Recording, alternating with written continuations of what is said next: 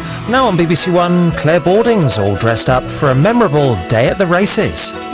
It's the longest day today, in theory the pinnacle of summer, so only appropriate that we should celebrate the top-class long-distance race of the year, and it's 2 centuries old. It's Gold Cup Day at Royal Ascot.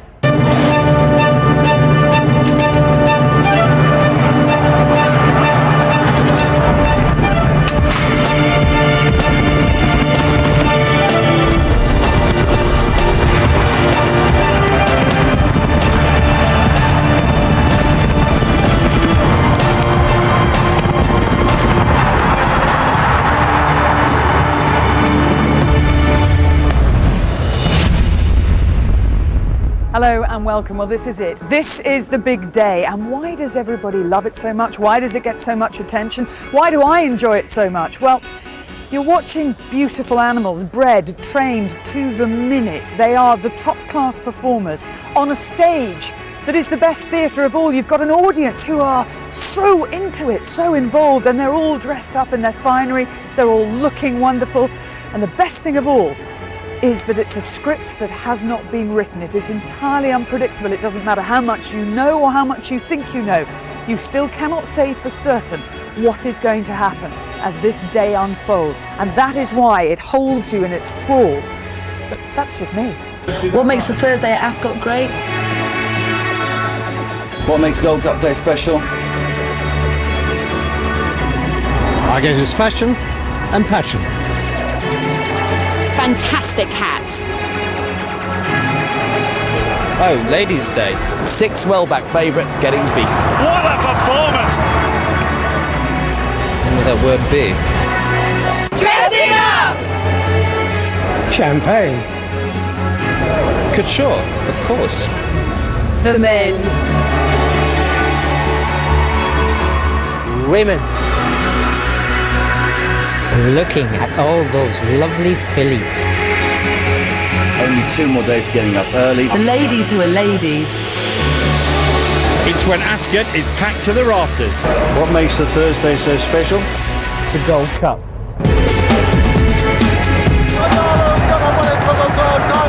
Here's another for Arcross as they come up towards the line. If the Gold Cup, Arcross is going to win it in tremendous style. Cape Tara, far cry. Cape Tara's going to win the Gold Cup. They're not going to catch him. Yeats has outclassed them.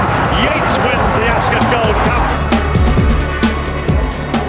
And in that magnificent trophy lies 200 years of history. Yeats is bidding to win the Gold Cup for the 2nd time in a row today, bidding to become the 10th horse to do just that. With me is Willie Carson. Willie, you won the race 3 times, and in fact the last horse that you won it on, Sedin, was also winning it for the 2nd time. Yes, he was indeed. I didn't ride him the first time. Gravo Starkey, who should have ridden him, it was for Sheikh Mohammed, was suspended. So, in fact, I was a very lucky participant on that day, you know. And I won it on Little Wolf and Longboat. Yes. And I should have won a couple more. You said so. Any similarities between Sedin or Yeats, or is Yeats a better horse? Well, Yeats actually went and won the Coronation Cup. That makes him a class horse. I don't think Sedin would have been what you regard as a real class horse. Yeah. He was a great stayer.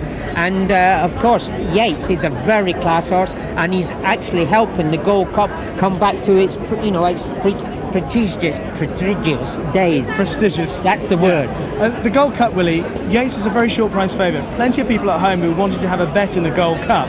They'll be looking at some outsiders. Have you got one for them? Well, there's all the Frankie Dettori fans. They wouldn't go far by sort of having a little each way on Cherry Mix. I'm sure he'll run a big race, although the ground might be a little bit on the firm side of him. But there's the French filly, Montari. She's coming over here, and I think she would have a good each way chance. I think she'll have a big run in her. I'm sure she will. She hasn't run this distance before, but the connections think she will stay. Well, we're going to send Willie to find out what the ground's like after some small showers that we've had this morning. It's just a sprinkler of rain. I hope it hasn't dampened the spirits of our fashion team. Nothing can dampen the spirits of the fashion team at all.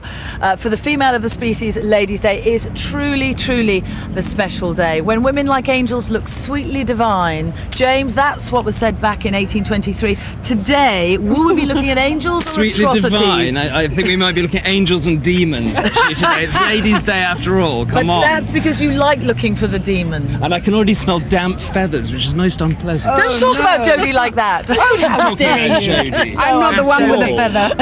No, I know. Jodie, I mean, it's typical, isn't it? Ladies' Day is our big day out. It is. We've picked out what we hope are our best outfits and the best hats, and it's raining. I can't believe it, but there we go. It is England after all. It is England after all. You should have kept the coat for today. I know.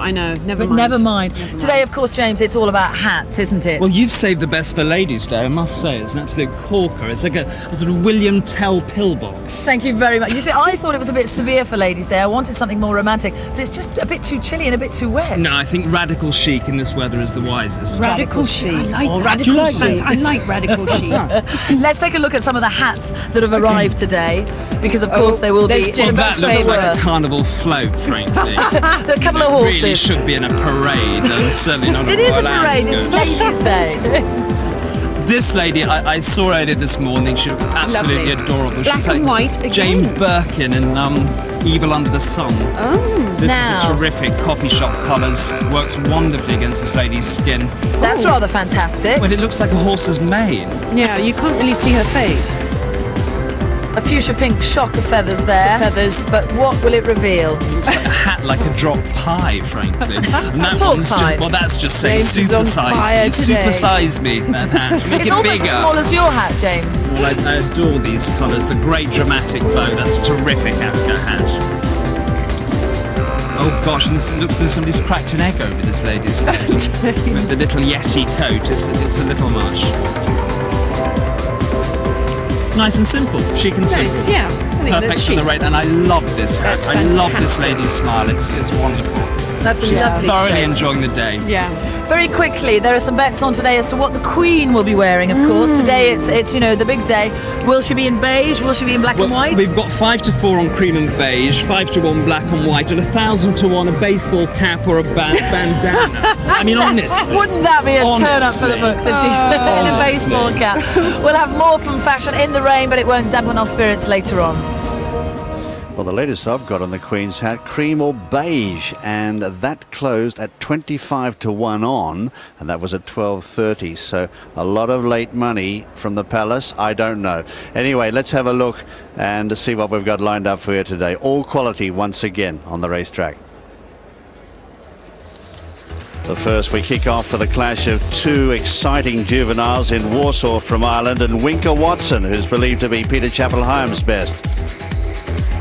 At 3:05, the Ribblesdale Stakes. It's the Ascot Oaks in a way. It's a mile and a half, Group 2. And All My Loving, who was placed at Epsom, bids to win here. Then the Gold Cup, the staying test of the season, and Yeats bidding to join the greats as a back-to-back winner of the Premier Staying Contest. At 4:20, we've got 33-year-olds lining up in a dash up the straight, over a mile. Exciting as ever. You need a group horse to win this. And the 4:55, it's a listed contest, the Hampton Court Stakes. Always an exciting race. And Pat Edry's got his best horse in the race. Now, plenty of non-runners today. Have a look at these. If you've got a pen there, mark out these for the 2:30, the Norfolk. These are not running. 5 drawn from the past, 6 Dream Eater, 7 Enodoc, 9 Kingsgate Native, and 10 Magical Speedfit. And in the 4:55, take out 2 Rallying Cry and 12 Medicine Path. And that means a jockey change now. Frankie Dettori, who was on Rallying Cry, has now switched to the other Godolphin runner, Glenn Nevis, number 9. Afternoon. Good afternoon, everybody. Well, it is Gold Cup Day, Ladies' Day, and the ladies in the equine terms take centre stage in the Ribblesdale Stakes this afternoon, which is our second race at 3:05. And Ray, we have All My Loving, third in the Oaks at Epsom last match. She's going to be the red-hot favourite. And I would guess, I don't know, she seemed to handle Epsom okay, but she's a very tall filly, so Ascot probably will be a bit easier for her. It'll certainly suit a lot better. Aiden's done quite a good job for her. He took her to Chester, and she was a little green there. she improved on the education had run. It travelled okay at Epsom, but finished really, really well. But it'll suit her run here really well, as you say. Okay, and Mick Kinnan will be on board her this afternoon. She's going to be the market leader then for the Ribblesdale Stakes, which is at 3:05. That is all my loving. Well, we have a little bit of rain so far this afternoon. Let's go out on the track now and see what the going is like. Let's join Willie.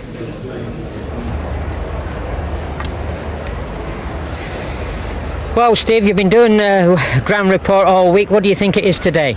I've had a good walk around today, and certainly I think the official going report is spot on. He's got it round the round course as being good to firm, good in places, and I think that's correct. You know, it's certainly quickened up a little bit today, and up the straight it's good to firm, and it is genuinely good to firm. I think it's back riding as quick as it was on the first day on Tuesday, maybe even a shade on the faster side, and I think the bias is still maybe a little bit towards the middle far side. Certainly, right. You know, the stand side is riding just a touch slow. It's not much of a bias, but it's certainly a little bit there. And the horses that are going to go round the whole racecourse in the Gold Cup, they're just going to have sort of fast ground the whole way? You're definitely going to need good actioned horse. Yeah, it's definitely on the fast side all the way round. I mean, if you've had a few of your pounds on horses that like a bit of give in the ground, you're going to need a fair bit of rain. Well, we go on to the Wokingham. You've got a very good ride in Temperate Jack. How will he go on this ground? To be honest, I'd love the race to be this afternoon. I mean, the ground would be spot on for him. We're drawn nice in 23, just where I'd like to be.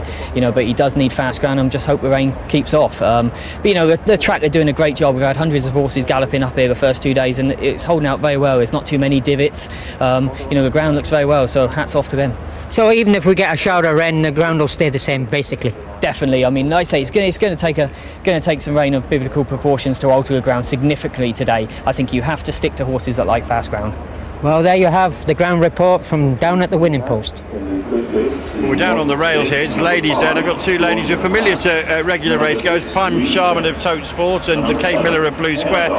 Pam, the Tote, how many women are employed here on the racecourse? Because wherever any booth I go to, it seems to be a female. It seems to be a ladies event to work for the Tote these days. I think overall on the racecourse today, Angus, we've got somewhere in the region of 650 staff, whereas as I said, 95% of them would be women. Expecting to take somewhere in the region of hopefully about £2.2 million. There's a lot of ladies for a lot of money. And they've come from all over the country. I mean, I've seen Geordie girls, I've seen girls from Newport. There are a lot of coaches. Literally, you staff them in from all over the country for Royal Ascot. We've got them from Newcastle to Newton Abbot and sweep all the areas within that region, and that's where they're coming from. And you take bets down on the rails representing Tote Sport, and a glamorous face. Does it attract the glamorous sponsors for you? It attracts a few people, yeah, I must be honest with you. The ladies do come up and they do have their bets, and the husbands come up and they do have their bets when the ladies are not looking, so we get it both ways, yes.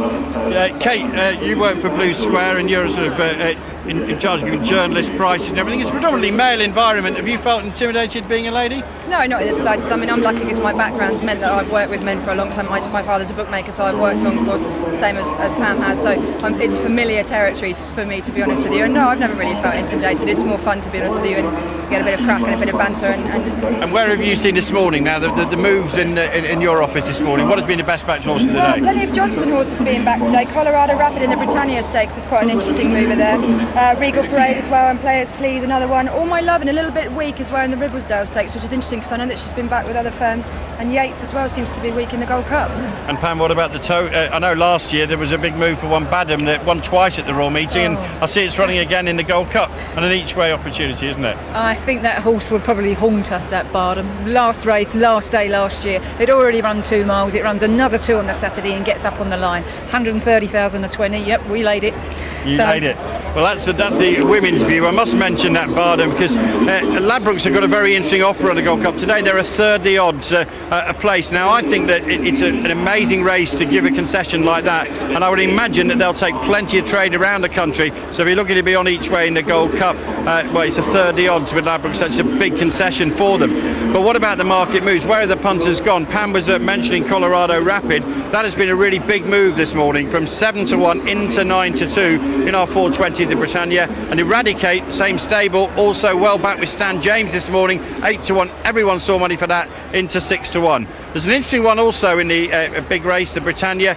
Kilburn. Very interesting sport for that one, from 50s into 33s. Yeats is going to be odds on in the Gold Cup, and All My Loving is very popular from 7 to 4 into 6 to 4. Well, we've got a massive crowd in the popular side of the grandstand in the Silver Ring, of course. There are more here in the Royal Enclosure than they have on the first 2 days, and it promises to be a very lively day, especially for the ladies with the wind and a bit of rain about.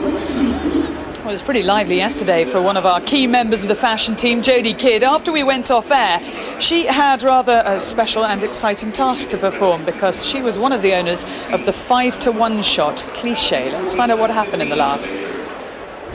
My horse is just coming round now, cliché. Here she comes. She looks good. Hi, baby. It's a bit nervous, this. It's the first time I've had a horse in here. We shall go and find Harry. He can tell me how she's been behaving today. Let's go find him. So how was she? Is she all right? Is she ready? She looks absolutely fantastic. She certainly looks ready. She's, you know, the filly's done so well physically this year. I haven't seen her looking as well as this, so the excuses are running out, Jake. Yes, I know. But anyway, we're going to go and watch it from the front. Yeah, absolutely. Well, best of luck. Fingers crossed. Hope for a royal victory.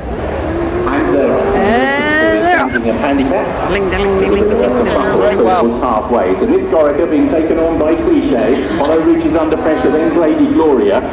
Then in state. Come on, Cliché! Not today. We're going to go and speak to the jockey. I think we came sixth. I was right there when I needed to go. I didn't want an interrupted run, so I stayed out. Just straight into it when I needed to, but until out when the real pressure went on, she didn't have anything to fight back with.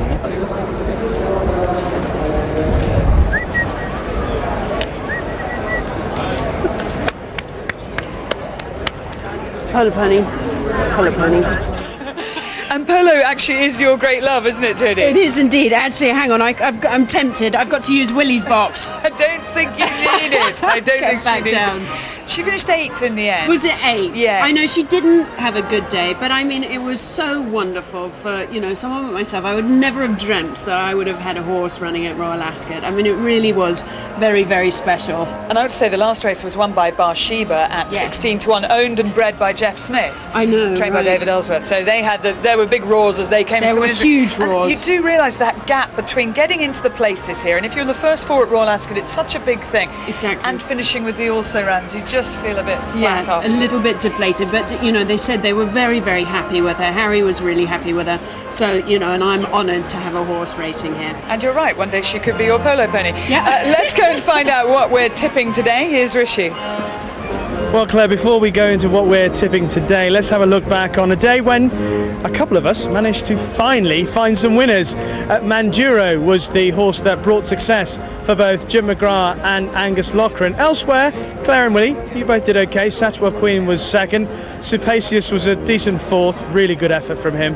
Fashion Team, Flashy Wings, only 6th. Disappointing. Ian and Ray.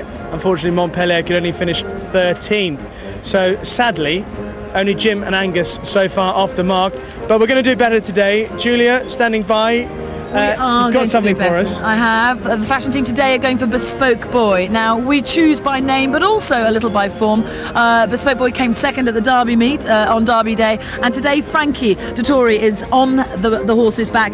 And because he didn't have a win yesterday, I reckon he's going to be hungry for a win today. So the fashion team go for Bespoke Boy. However, I suggest it's an each-way bet. Well, I'm going for Claire and Willie are going for Montare each way. I'm going for Ascalon each way. Jim and Angus, who both had winners yesterday, Gulf Express and Zaham, and Ian and Ray hope they do better than Montpellier with Artimino today. Good luck to everyone. Yes, I think a bit of luck may be what is needed. We've gone for a few long shots there. Well, let's see what we've got coming up in the programme between now and 5:15. Yeats already has the cloths of gold, but the aim is to weave a second Gold Cup success. Tread softly, for you tread on the dreams of his trainer, Aiden O'Brien. Yeats is favourite, but the people's favourite is Sergeant Cecil. He'll need a bit of luck, but he has got fortune on his side. Jimmy is the jockey in form. It's not a 2-horse race, though, and we'll go behind the scenes with Jamie Osborne, who hopes to crash the party with Jordyland. Meanwhile, Rishi's equine education continues as he learns how to cure problems with the starting stalls. So lots of excitement, lots of features and action, but the royal procession is a highlight of the day for so many people. And here comes the royal party. And it looks like those that backed in cream or beige to 25 to 1 have got it right. 25 to 1 on, I should say. The hot favourite has come in the first. Coming down the straight mile here at Ascot, and the first carriage, of course, containing Her Majesty the Queen, His Royal Highness Prince Philip, the Duke of Edinburgh, the Duke of York, who is fourth in line to the throne, also the UK Special Representative for International Trade and Investment, and a keen golfer. He is captain of the Royal and Ancient Golf Club of St Andrews, and also with them the Lord Burnham, 7th Baron Burnham, and the Queen waving there, and the Duke of York as well. And James can describe in more detail. Well, thank goodness the umbrellas are down. I'm absolutely delighted. We were worried for a moment.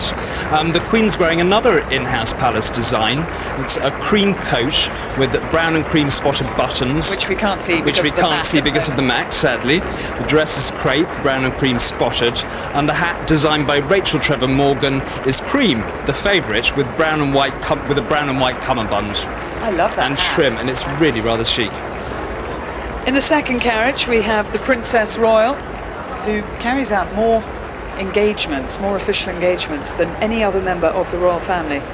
She's the 7th person to hold the title Princess Royal, and is also the only member of the royal family ever to have competed at the Olympic Games. Her daughter Zara Phillips may well follow in her footsteps in Beijing next year. Also in this carriage, next to her is the Duchess of Gloucester, and the men facing them, the Duke of Gloucester and Mr. John Warren on the far side, who helps select horses that are raced by, helps the Queen in her breeding plans for her horses, but also buys yearlings for the Royal Ascot Racing Club and for Highclere Thoroughbred Racing, and does so very successfully.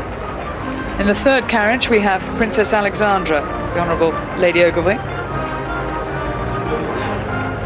Princess Alexandra on the far side there, and sitting next to her is Mrs. Nigel Clark, and opposite them Mr. Nigel Clark on the far side, whose charity work includes raising a great deal of money for Great Ormond Street Children's Hospital. He's also a Jockey Club director on the British Horse Racing Board, and next to him is Mr. Paul Desmarais, who is a Canadian financier and the 6th richest man in Canada. It's lovely to see the broad-brimmed picture hat.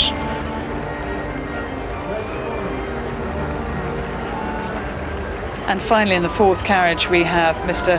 Richard Hambro, known as Rick, who's the chairman of J.O. Hambro Investment Management. And he is also chairman of Newmarket Racecourses. He's on the far side of the two gentlemen there. And next to him is Mr. Malcolm Kimmins, who's a member of the Jockey Club.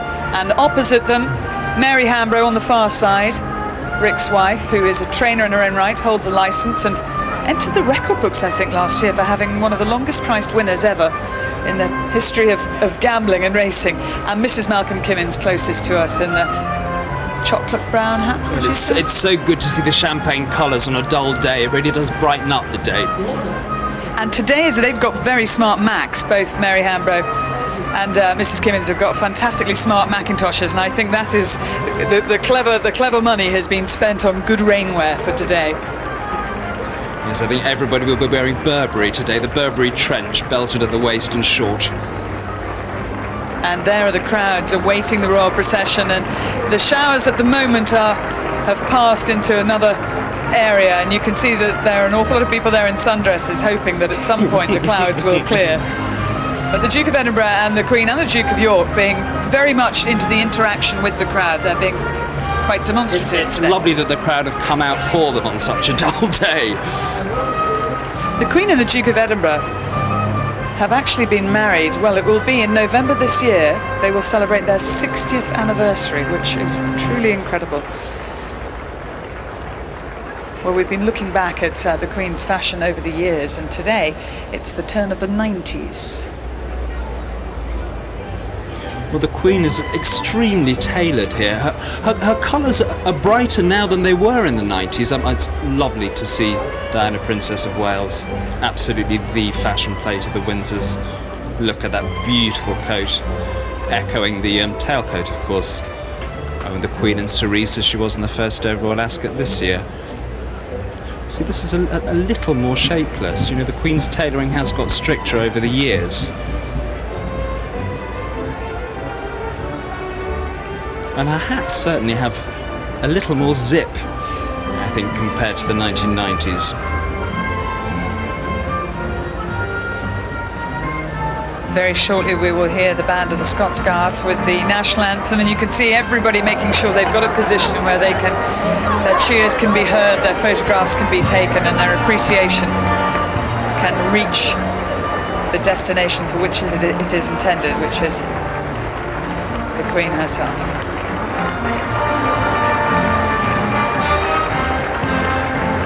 As well as being a keen supporter of horse racing, the Queen is also a keen supporter of pigeon racing. The royal family have had a long association with pigeon racing. Began back in 1886 when King Leopold of Belgium gave some racing pigeons to the royal family, and the Queen is actually patron of a number of racing societies, including the Royal Pigeon Racing Association.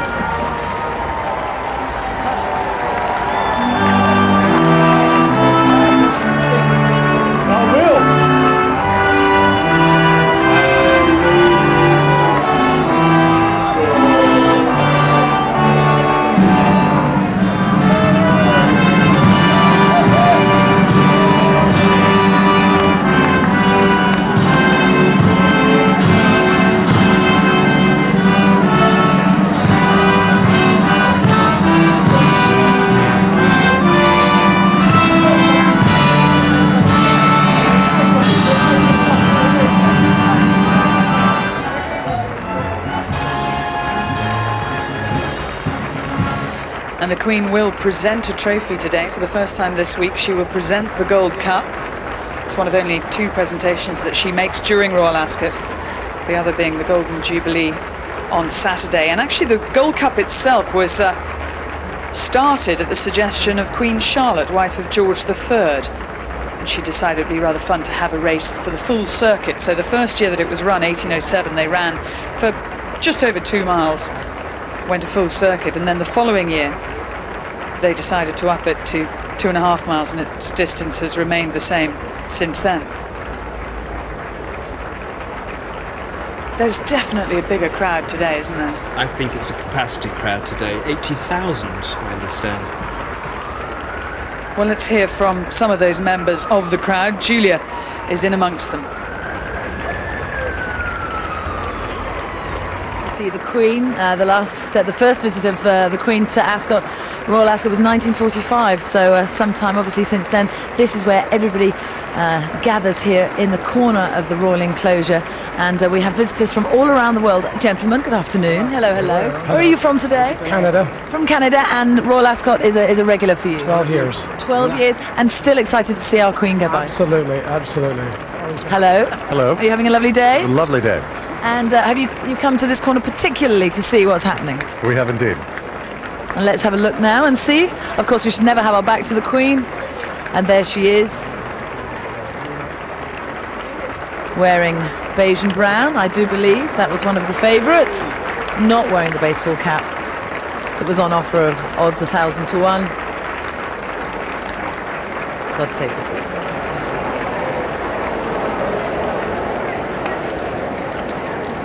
Well, the Windsor Greys now making their way through the tunnel. They will appear the other side and do 3/4 of a circuit of the parade ring, ending up outside the weighing room, and then the Queen will walk through the special passage, the secret passage through to the royal box. And I'm not sure that we'll see the coat underneath the mat until before the Gold Cup. I think we probably won't until the presentation, to be honest, no.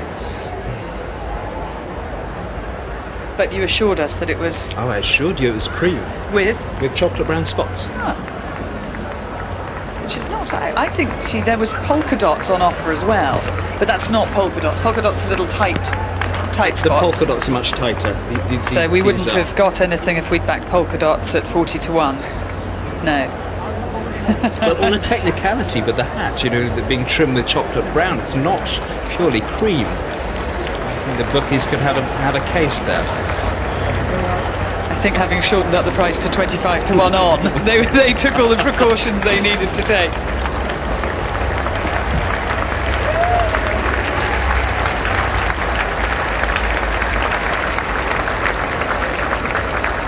Not only an example of British fashion and style, but also I think of British spirit. British resilience. This is what we're seeing, of course. It's raining, is it? Is it?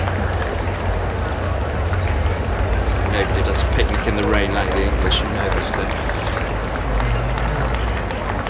I have to commend the rebuilding of this racecourse for making this paddock so much more of a stage, of an amphitheatre, of allowing crowds around it. I love the old paddock with its tradition and the trees, but the Royal Procession used to come through the winners' enclosure. It never went anywhere near the old paddock. This allows more people to get in a position where they can see it. This is a showpiece, absolutely. Willie, have you ever been invited to be part of the Royal Procession? No, I have not. No, I've been to... no, I haven't actually been to... I haven't been to the sort of parades or anything like that. But I have been... Oh, there's always time, yes. But I have been to Buckingham Palace on a few occasions. And the Mews is the great place to go.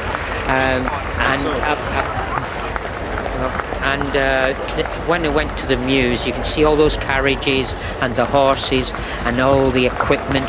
There's a lot of work goes on in the Mews, and it's very, very interesting to see about 10, 12 carriages all in line and all spick and span and well looked after. That is a very good point to make, because the grooms who work at the Windsor Mews would have been up at 3 or 4 o'clock this morning polishing all of the carriages, making sure all the glass around the lights are absolutely crystal clear, and also grooming the horses from early this morning so that they look as perfect as they do today.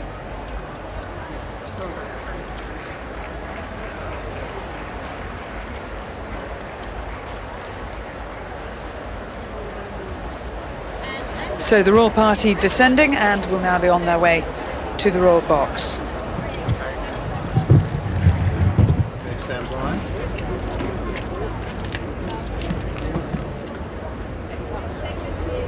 Well, there's still some time before we start the action on day 3 of Royal Ascot with the Norfolk Stakes, so we'll take this opportunity to look back on yesterday. Another thrilling day of action.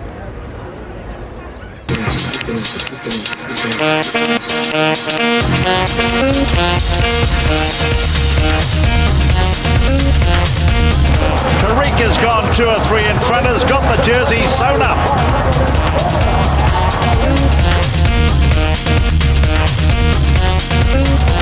Nanina, ridden by the man of the moment, Jimmy Fortune, is lengthening well and drawing away.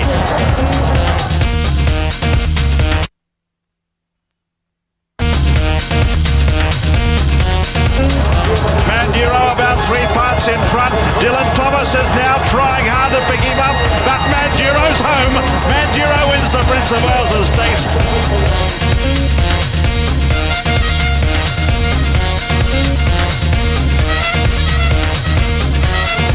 Royal Oath is now in front by 2 or 3 lengths from Vortex and Flapando coming home, but Jimmy Fortune, it's a treble on the second day.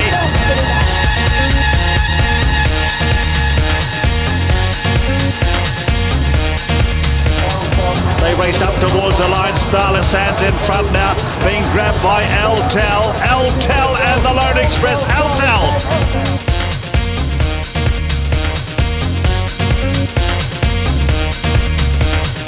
A year ago, jockey Richard Quinn retired due to a back injury.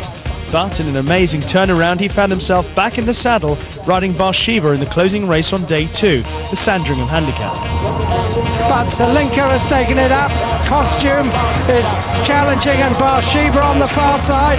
Bathsheba's finishing best now as they run up towards the line. Bathsheba and Richard Quinn get up to win. She can be a little bit keen in stages. You get her relaxed and put your wind up her tail and she shoots forward. But I got a nice toe to the further pole. I've got her going, and she just sort of leant back into the rivals. If she was straightforward, I think she'd be quite good. Richard, what is it like to be back at Ascot with a winner at the Royal meeting, having called it a day 11 months ago? Well, it's quite surreal. You know, I never expected to be coming back, let alone riding winners at Ascot. So it's very good. Richard, well done. That's great. Thank you. Well, here's the standings in the London Club International Trophy for the jockeys and trainers. Jimmy Fortune, after that fantastic day yesterday, leads with 4. Frankie Dettori, Mick Cannan, Jamie Spencer and a whole host of others on 1. Aiden O'Brien joined yesterday by John Gosden, who had a double courtesy of Nanina and Royal Oath at the top of the table. Now news on some of the stars that we saw over the first 2 days at Royal Ascot, and first of all on Manduro, who won the Prince of Wales Stakes yesterday. He's reported in great shape after his brilliant win, and connections say that although he's able to get 1.5 miles in time, they plan to go for the Prix-Jacques Le Marois, which is over a mile next time out. Meanwhile, last year's Derby hero, Sir Percy, who finished last behind Manduro, was fine this morning, but as yet no decision has been made to his future. But there must be a doubt after another disappointment from Sir Percy. And news that Cockney Rebel faces 4 to 6 weeks on the sidelines with a stress fracture of the pelvis. Connections hope to bring him back for a possible clash with Manduro in the Prix-Jacques Le Marois on August 12th. Hopefully we won't have any injuries to our stars that we see today, particularly in the Gold Cup, when we look forward to seeing how Yeats gets on as he bids to become the 10th horse to win the race for the second time in the last 40 years. Now, we have had a lot of emails and texts, and indeed a letter as well that you received about Jockey's use of the whip. Now, it's quite tempting, as I have this in my hand. Go on then. And the comment that he made yesterday, but I won't. Now, just explain about this whip, because this is an air-cushioned whip, yes? It's air-cushioned whip. Now, hold your hand out. Ow! No, that starts to hurt after a while. Did it? Yes. Well, it's air-cushioned, it doesn't hurt. Right. It doesn't hurt, and the reason and the reason why you see jockeys actually having to make a lot of effort with this whip is because if you feel it, it's so light and it's bendy and it's just air in there. And of course, jockeys when they're riding, they have to have a rhythm. And when you're trying to hit a horse, this interferes with your rhythm when you're riding a horse because it's so light. So now you see jockeys making a big effort with their arm, then getting higher to hit the horse because it's like having a feather in your hand to hit it. The point of hitting a horse is to make them go faster. Well, one jockey who got on the wrong side in terms of excessive use of the whip was Frankie Dettori when he won the big race on Tuesday on board Ramonti for Godolphin. This is him in the Godolphin blue, those sort of royal blue colours. And you'll see how often he has to hit the horse in the closing stages. Now, it was a blanket finish, this, between 4 horses. Mick Cannan had to get fairly forceful with George Washington, doesn't use the whip with too much frequency, but certainly made sure that George knew it was there. If you watch George Washington in 4th, you'll see him run on and prove Willie's point that a smack on the quarters does encourage a horse to go faster, and Frankie's certainly doing that with Ramonti as well. Now, and why is he hitting the horse so much? Because there's no power in this stick. They've taken away the normal sticks, which had a bit of rhythm to them. The jockeys could get a rhythm to them, and it unfortunately it would sting the horse a little bit, but these do not hurt horses at all. And of course, jockeys are having to hit horses more with this whip rather than the old whip. So that is why you'll see a jockey looks as though he's hitting them harder, but he's not. Now, the news on Frankie is the stewards here decided that his use of the whip there merited a ban of longer than 7 days, and the maximum they're able to give on course is 7 days. So they referred it to the disciplinary committee of the horse racing, the HRA. And he could receive a ban of, well, there is no upper limit, but he could get 3 weeks, he could get, you know, he certainly... Well, obviously they might make an example to him. It's a good way for them to make an example, trying to, you know, stop jockeys hitting horses as much as they do. But the problem's not with the jockeys, the problem is with the whip. That's Willie Carson's view. Let us go down to Angus and find out how betting is shaping up on our opening race of Gold Cup Day. You know what, Claire, this is a fascinating race in the betting ring, and if you have backed Aiden O'Brien's horse, you're going to be in for a very nice surprise. It was a short price favourite this morning, and it is easy to back here. Warsaw, that is correct. That price is 7-2, and it's a much bigger price than you would have expected this morning. It opened up 9-4. Contrast that with Winker Watson, 9-4 it opened up, now 15-8 favourite, having touched as short as 7-4. Spirit of Sharjah, very popular, they've done 5 that into 9-2, and Bespoke Boy, that was 7 in the offices this morning, touched 13-2, that's too big here, and that's 6-1. Of the others, the best each way money I've seen is Roker Park. Drawn 2, that's the number on the right of the horse there. 16 to 1 if you're looking for something outside the front 4, Roker Park. Of course, that was the former ground of Sunderland Football Club. That one is 16 to 1 and cracking 25 to 1 from 33s. Another few each way punters. Well, the first race is, of course, coming up, and Jodie's not only here to take a look at the fashion, but also to take a look over the horses. We're in a privileged position because you're an expert in both areas. Well, I'm Jodie. actually judging the best turned out for the first race. So, and what are you liking the look of I'm so far? liking Art Advisor, actually. That's my favourite so far. Now, you have actually, I mean, you've done everything. You know, show jumping, polo, and I said, don't you fancy just getting on the back of one of these horses? But you've done that as well. I did. I actually did the famous Ascot Mile for charity for the British Red Cross, and it was absolutely terrifying, and I wish to never do it again. No, I don't. I thought it was fantastic. How did you fare? Should I put a bet on you? Very, very last. If we reverse everyone, I came first. Do you think your height had anything to do with that, the disadvantage? I think so. Everyone else was about 2'3", and I was 6'1", about 18 stone overweight. I don't believe it. No, well, I know when they're down there and they're like little wisps. Right, let's take a look at some of the fashion. We've done horses. We've looked at hats earlier on today. Yes. Here are some of the arrivals so far at It's very Ascot. bright. Ladies' Day, and of course it's raining, which just puts a real dampener on things. It is very bright. If James were here, I think he might be a little harsher than you. I know. Actually, we're going to be much nicer than James. That's very, very pretty. It's very, very pretty. Lady in red. Lady in red. Where's the barn? That's what I'm going to be asking. Oh my goodness, what's going on there? Can't really make very much of that out. No, Perhaps it's our monitor, but that chiffon creation is very interesting. The pink. The shocking pink. We've seen an awful lot of so far this week. Very difficult to pull off, but I think that really does. Being polite. Black and white, which we've seen loads of. An absolute classic. I actually like that. I think that really she looks works. very chic. Yes. Oh, and we've got a sunburst of my feathers goodness. here. Now, That I lovely can't green. see on a monitor. Is that a green or a Yes, yellow? it's a green. Is that a dressing gown? It's very green. And then more black and white, which I love because I'm in black and white today.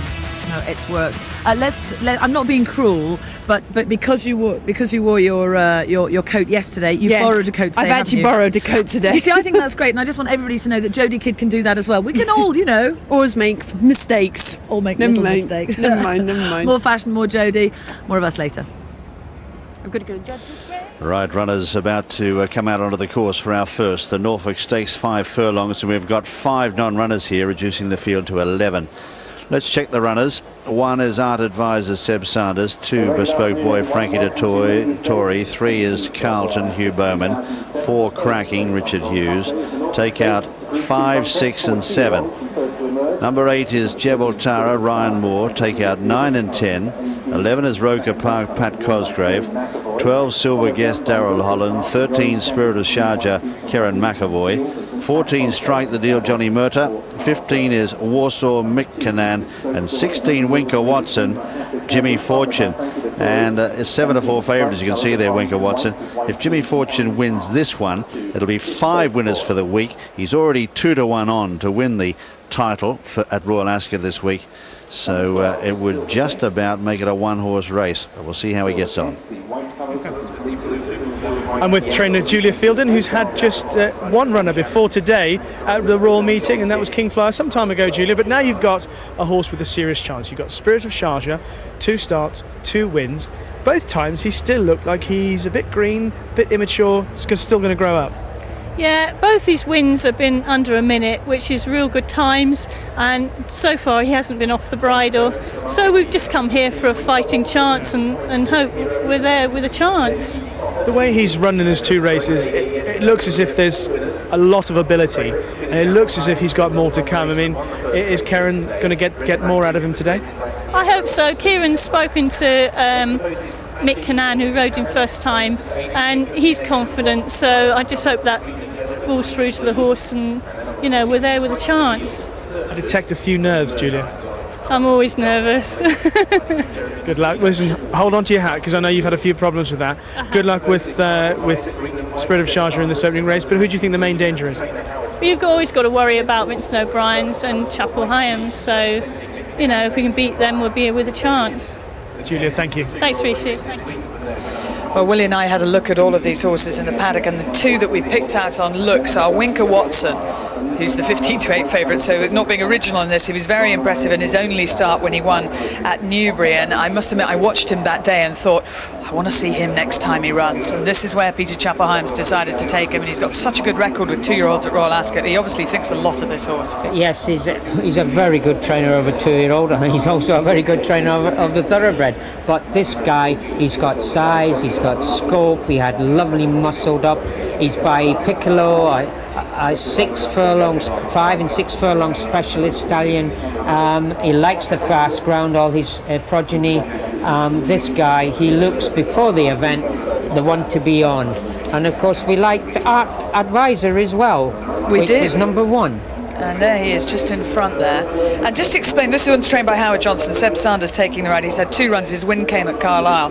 His first start was at York when he finished second. But just explain what it was about him. We won't be able to see it so much now he's cantering, but when he was walking around. Power. There was he's a typical type sprinter. He's by Novaire, who in fact himself had a great big white blaze, not a lot bigger than this Art Advisor has, but he's put that onto him. But the power of his backside was strong.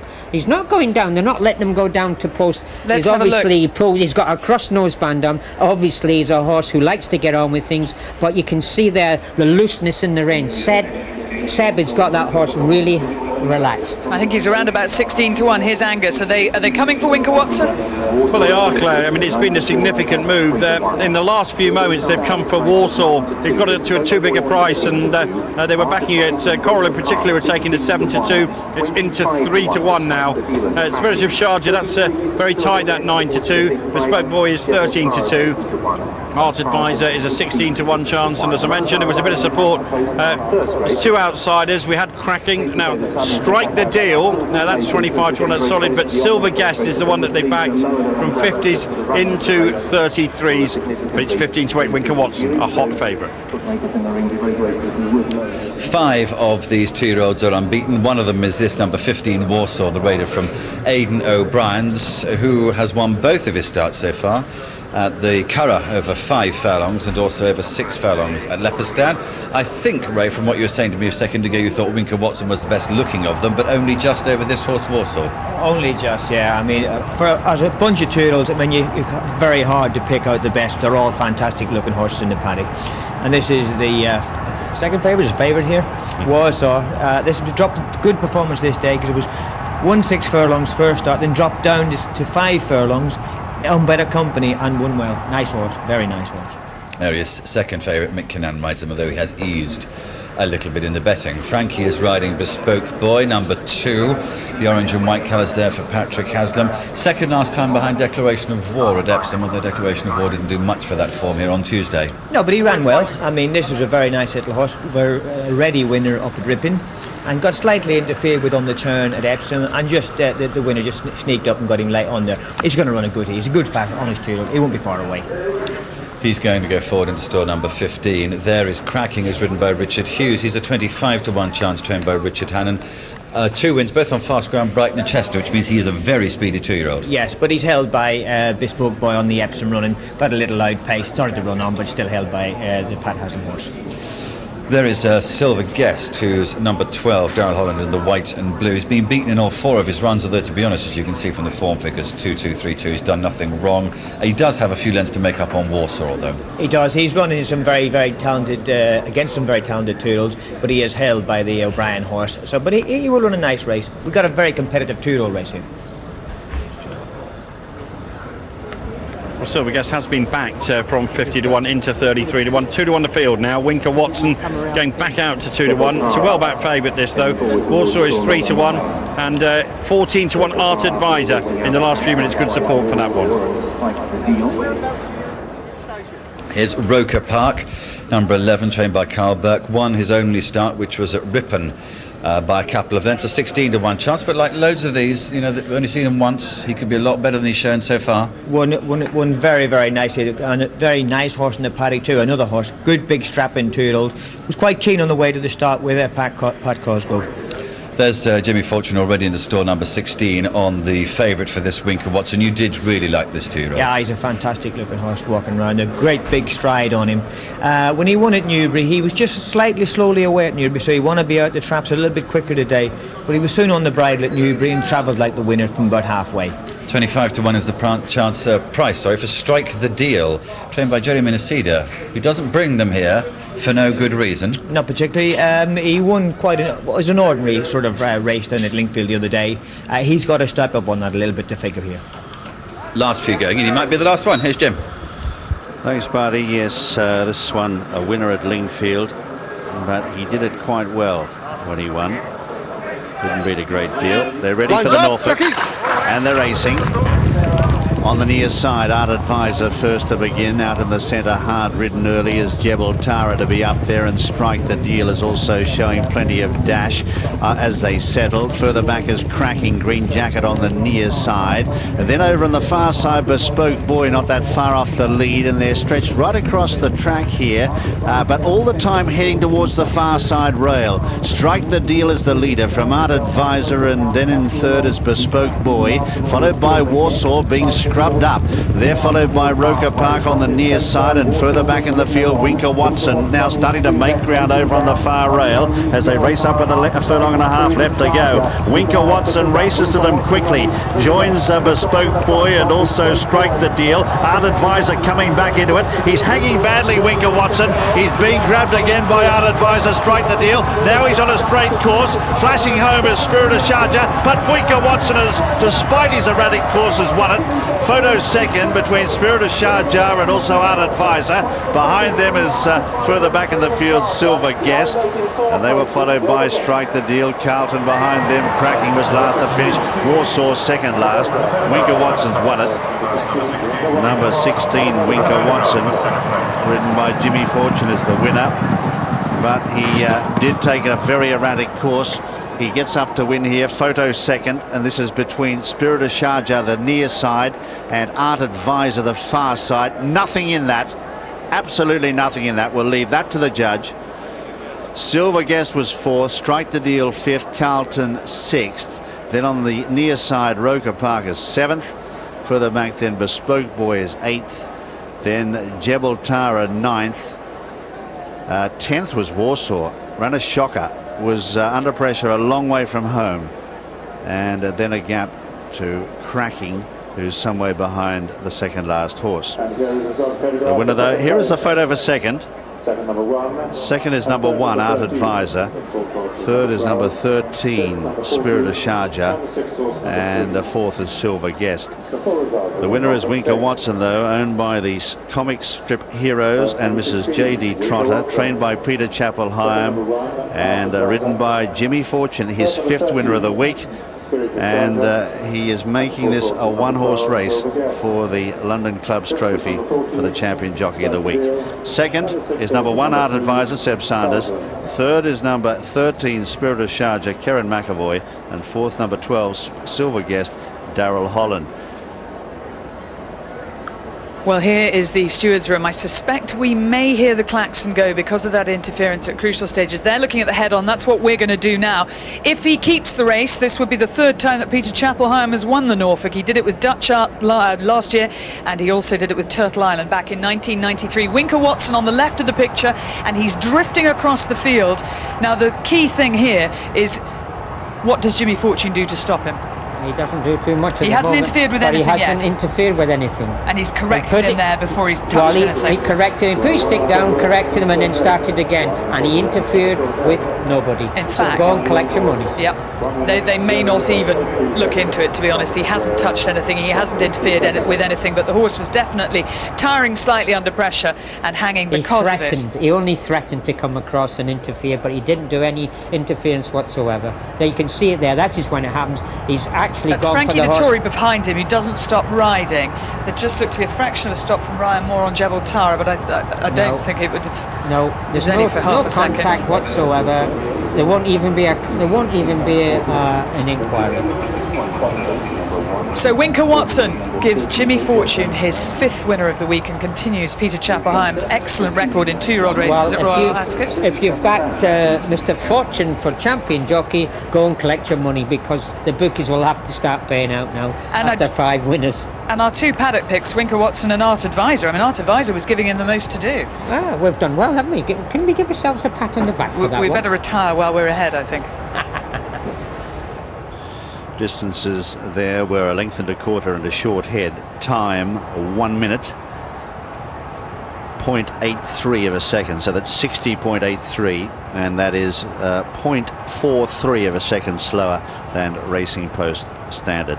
And again, they jumped out, grouped up, and then started to drift over gradually towards the far rail and ended up just about on it with about 2 to go. And then sort of veered out again towards the centre. Winker Watson 2-1 favourite. Art Advisor 14s. Spirit of Sharjah, who came home late at 9-2 in 4th place. Behind them in 4th was Silver Guest, who ran quite a good race. But Peter Chapel-Hyam riding high this season. Tariq won for him yesterday. Won the Jersey. And of course, he is the trainer of this year's Derby winner, Authorised, who goes to Sandown Park for the Eclipse Stakes over a mile and a quarter early next month. Jimmy Fortune, though, well, what price him now? Who's going to want to lay him to win the London Clubs Award? He's so far ahead. He's 5 wins on the board after 13 races, which is incredible. 5 out of 13. Jimmy Fortune coming back. And warm applause from the crowd here. A much bigger crowd for Ascot Gold Cup Day. So as Jimmy Fortune unsaddles, the first winner on the 3rd day, Gold Cup Day. Let's check the full result now of this Norfolk Stakes. Market told the story there. Winker Watson, a well-backed favourite, wins at 2-1. It was a good SP. It was just opposition to it at the end, but it wins at 2-1. Art Advisor second at 14-1 with Spirit of Sharjah third. The 9-2 chance for Karen McAvoy. But Winker Watson, a winning favourite at 2-1 for the punters. Well, the Jimmy Fortune's just been taken away to have a photo, but we've got Peter Chapel-Hyam, the winning trainer, just standing with us. Peter, many congratulations. I think this was the plan from some time ago with this horse, wasn't it? January. No, shouldn't be blasé. No, but I've always thought he was quite useful. But in all fairness, we just got away with it, I think, because I was going to be worried. He probably wants further. But I'd already said we were committed to running the Norfolk, so I trained him for a Norfolk, so that's why we had to stay here instead of running the Coventry. But he wants further, and he's still quite green. Just looking at the closing stages, when Jimmy did ask him to run, he did pick up quite well for a green horse. Yeah, he did, and then got to the front and then just idled, which he does at home. He's a decent horse, and he'll improve, and the further he goes, the better he goes. I've heard a 16-1 quote from Blue Square for the 2,000 guineas. What do you think of that? I'd like 16-1 to get there. That's a long way away, isn't it? Who knows? Yeah, there's plenty of horses to run.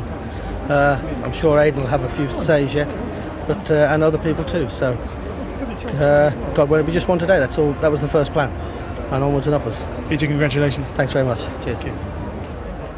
About that one. Hi. Right, let's have a look at some of the horses who've finished behind Winker Watson in this. This is roughly the halfway stage of the race, and the biggest disappointment undoubtedly was a little chestnut with a white face here, which is Warsaw. We'll have a little look at his run in a few seconds' time. Some of the others to look out for, though, as well. There is up on the outside here in the white and blue coloured Silver Guest, still a maiden, but he runs so well in his races. Next to him in the black and white is Spirit of Sharjah, who's put up another good performance. But But Ray, let's start with this one out in front, which is Jeremy Nasida's horse, who's shown so much pace to lead these because they went a strong gallop. He'd only had the one run before at Lingfield. He's just been beaten into the minor places in this, but he's a nice horse. Nice horse, as you say. He was a very taken horse in the paddock. Showed bundles and bundles of speed, and Johnny's still sitting on him going to the 2 furlong pole. The only horse really going better than him was the winner. Well, let's strike the deal and eventually finishes in 5th place. Let's just mention Warsaw now, because he never got in a serious blow, did he? No, he didn't. I just had a word with Mick there. He said he sort of half fell out the gate and was never travelling with any fluency at all. He said he knew halfway he was not going to do nothing. Okay, the white and blue right over the far side now making his challenges to Silver Guest. He's had 4 consecutive places, now making it 5. He's a horse with a lot of ability, just to be unlucky not to win a race so far. He certainly has, and Darrell looks like he's just taking his time, waiting for a little split, hoping to come through late. But the horse picked up good, but just on the day wasn't good enough. But there's a nice price waiting on him somewhere along the line. And did travel very well in the race as well. Certainly did. Maybe if he gets in the Newbury Sprint of a decent way, to be a horse to watch in that. Okay, and the black and white jacket there finishing eventually in 3rd place is Spirit of Sharjah. Won 2 races so far and a good run there. Smashing run, horse to follow later in the year. Okay, that's the first race of the afternoon. Let's have a look at the time they have recorded. 60.83 seconds for Winker Watson. Drawn from the past, who won here on Tuesday afternoon. Still the fastest one. Jimmy Fortune is on the crest of a wave. 3 winners here at Ascot, and then he went to Kempton last night, had a winner with Giuseppe Verdi, and he starts the day off in fine style aboard Winker Watson, and his next ride is on Sergeant Cecil in the Gold Cup. It could be a great day for him again today. Well, it's already been not too bad so far. And the comic strip heroes, or certain members of the comic strip heroes, the owners are with us, Jeremy Ray and Andrew Black of Betfair fame. I was actually at a Betfair quiz at Lord's about a month ago, I think, Andrew, and you said to me then that you were going to win the Norfolk Stakes with a 2-year-old at Royal Ascot. Yeah, no, we were confident, but I don't think at the time we knew which one we were going to go for. I think we think he's, we think he'll get 6, and I think on the basis of that he would have done. But we thought this one was a safer option. But we love the horse. We think he's fantastic. So. Jeremy, how did you come to own this fella, and how did you come up with the name more particularly? Well, it's thanks to Tom Goff that we came to own it, and just like all the horses we've got, they're comic strip heroes. Both Bert and I read a lot of comics as kids, and I think they're easier names to remember probably than some of the probably beautifully named Arab names that we can't remember. The difficulty is when you give a good name to a bad horse. Luckily, if you give a good name to a good horse, then you get away with it. But no, we've got plenty more in the locker, hopefully, of good names to come. So, any long-term plans for this horse? I think he'll follow the classic route that any good 2-year-old would follow. I mean, I know that Pete likes to look at the morning, and obviously we go for one of the ones at the end of the season. I quite like the Nunthorpe as a possibility, but I don't think Pete really goes for that. But we'll discuss it. It's time for a presentation for you guys, so we'll let you go, and we'll hear from the winning jockey Jimmy Fortune, who's with Barty. Well, it's certainly Jimmy Fortune's week at Royal. You're certainly going to be leading jockey now, aren't you? There's no such thing as a certainty in this game. Well, this one almost was. Here he is up on the outside, Winker Watson. He's just hung a little bit with you in the closing stages. It's actually the greenness. Yeah, I mean, he got there, and as you said, I probably should have put my sig through. He's just ducked that way when I hit him, and I put it down, straighten him up. But he's done it very well. He's obviously come. Did Peter not run in between the Newbury and here just because he wanted to save him for this race, or? The plan was to come to Ascot, and we didn't know.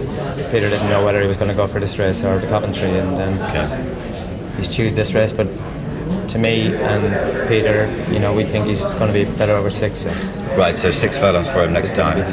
This is win number 5. You've got some other very good rides coming up. Sergeant Cecil, about an hour's time in the Gold Cup. You've obviously got Yeats to beat, but you hopefully you'll be able to beat him? Yeah, I mean, he's in great form, Sergeant Cecil, and he did nothing wrong at York. Obviously, Yeats is the class horse of the race.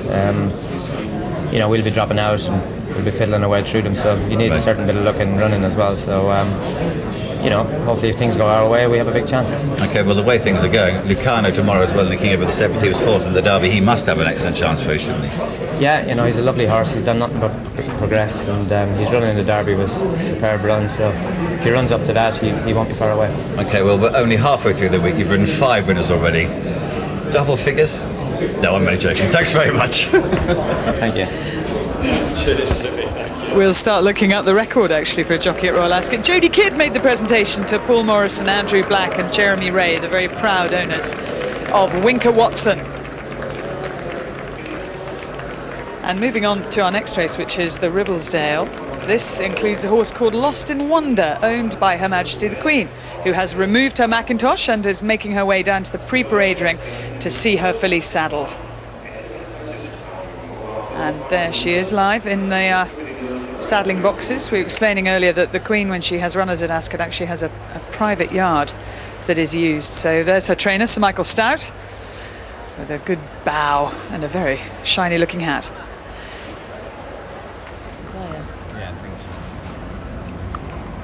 Well, the pre-parade ring is getting very busy right now. Kelly Holmes has just walked by. The McTombs are just walking to our right. So everyone lining up to look at the horses. If you've got any comments for the fashion team, to James, any questions about maybe what we're wearing or any questions about etiquette and the like, then send them through to www.bbc.co.uk/racing, as has Tilly Luconi. She says, I'm very delighted that James is commenting on the fashion again.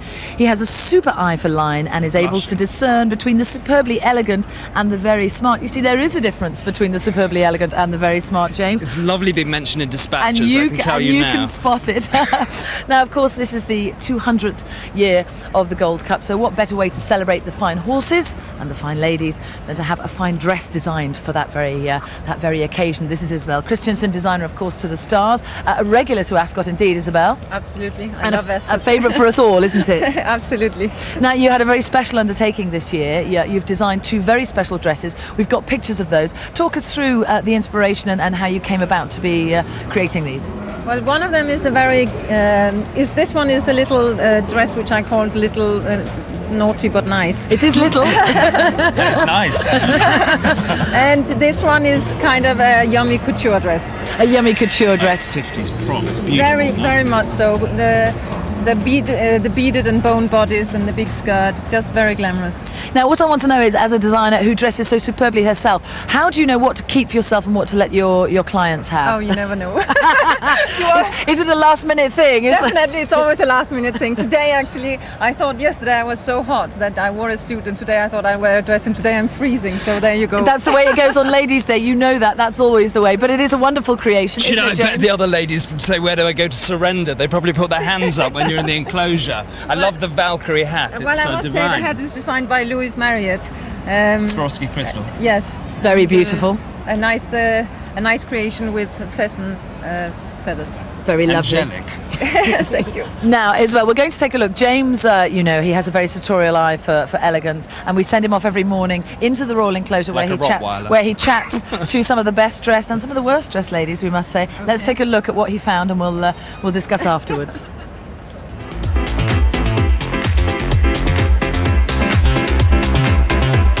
I'm joined by Mrs. Jane Roberts, who looks absolutely resplendent in a 40s style suit. Now, did you think long and hard about their outfit for Ladies' Day? No, not really. I worn it for a wedding and from a local shop. And are you a seasoned racegoer? Yes. So do you think that the fashion comes first or the horses? About equal. About equal.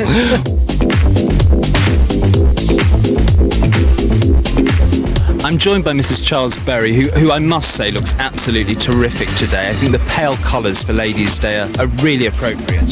Yes, I hope it'll be a great day. And it looks like a Chanel to me. It looks like a Chanel boucle. No, I'm afraid I found this in the back of the wardrobe today and just teamed it together with the hat that I thought would go well with it. Well, I think the hat does go extremely well with it, and I do adore the pin. It's exquisite. He brings a little bit of splash to it, doesn't he? Well, the emerald eye is a delight. It was lovely to meet you. Thank you very much. Thank you. I do love your dress. It's terribly pretty. Can you tell me where it's from? I got it out of my mother's closet, actually, yeah. So it's a little bit of vintage, which we haven't seen this season. It's rather nice, quite refreshing, I think. And is it your first season at Royal Ascot?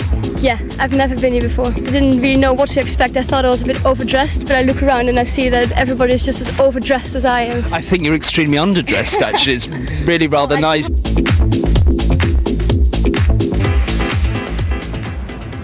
That's one of our favourite parts of the day as well, when we send James off like that. He can be so kind, and yet beneath those words, who knows what he means. How long have you been coming to Ascot, Isabel? Oh, at least 10 years. And what's changed, do you think, over the years, in a decade at Royal Ascot? Well, I don't think that much has changed. Maybe it's become even more international. There's a lot of other nationalities here, much more than the other years. Walking around, you see. But I think the most wonderful thing about Ascot is obviously that it has so much colour. And anything goes. I mean, obviously you have the dress code of the royal enclosure, but outside you have almost anything you can imagine, head-wise and dress-wise and feather-wise.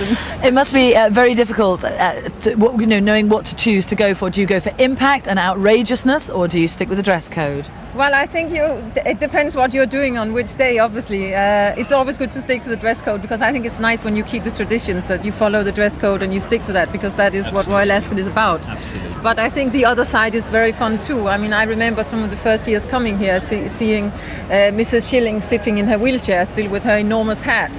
And, when she wasn't there anymore, it was a great loss. I kind of missed coming through the royal closure entrance and seeing her. So, but I still see the same people I saw 10 years ago. Shh, don't give away the secrets.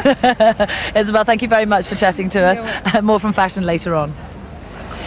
Well, the crowds are gathering here around the paddock because some of the fillies that are running in our next race, the Ribblesdale, have come in, and it includes a runner for the Queen, Lost in Wonder. We actually had an email in from Beverly Cole who said, does the Queen place bet? If so, who does it for her?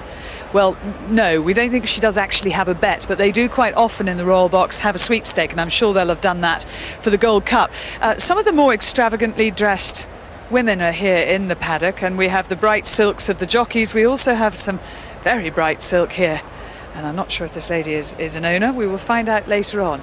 And also, to answer a query that I raised actually earlier about Jimmy Fortune, on 5 winners so far, what's the record for jockeys at the Royal Meeting? Well, it's held jointly, Pat Edery and Lester Piggott, since 1975 this is. Both of them have ridden 8 winners during the Royal Meeting, and that would have been in the days when it only counted over 4 days. Now we have 5 days, and Jimmy Fortune could just start to threaten that record.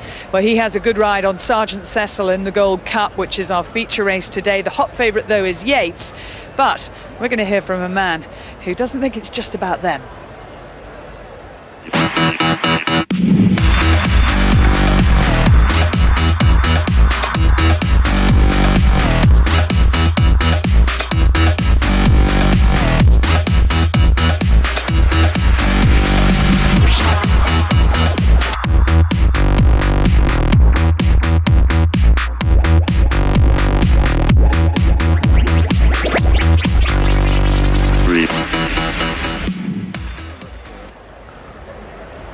That's what's all still to come, but in the meantime, we are going to hear from Jamie Osborne in a moment or two. Have you seen any fillies here, Willie, that you have? Well, they've only just started. Horses, I mean, obviously. Obviously, yes. They've only just arrived in the paddock. There's the first one coming round. Okay, we'll now. take a closer look at them in a moment or two, but let's hear from the trainer of Jordyland. Son. Hey, cheeky boy. Many people see the Gold Cup as a 2-horse race, but they better not forget this fella.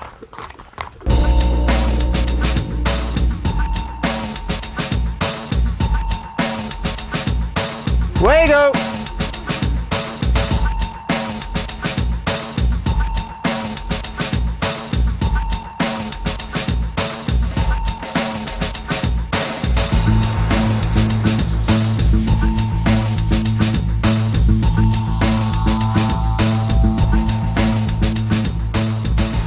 Jordyland, second in the Yorkshire Cup, second in the Goodwood Cup.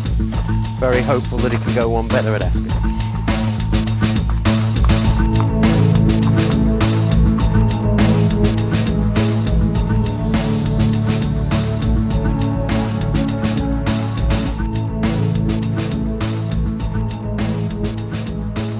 One of the advantages of training in the rolling downs of Berkshire are the hills. And this is a strategically placed gallop up a steep bit of the hill, which is used primarily with the National Hunt horses that live in the village, but they fit in very well for horses like Jordyland. I think it's improved his level of fitness, and it's enabled me just to get that little bit more work in him that's made all the difference.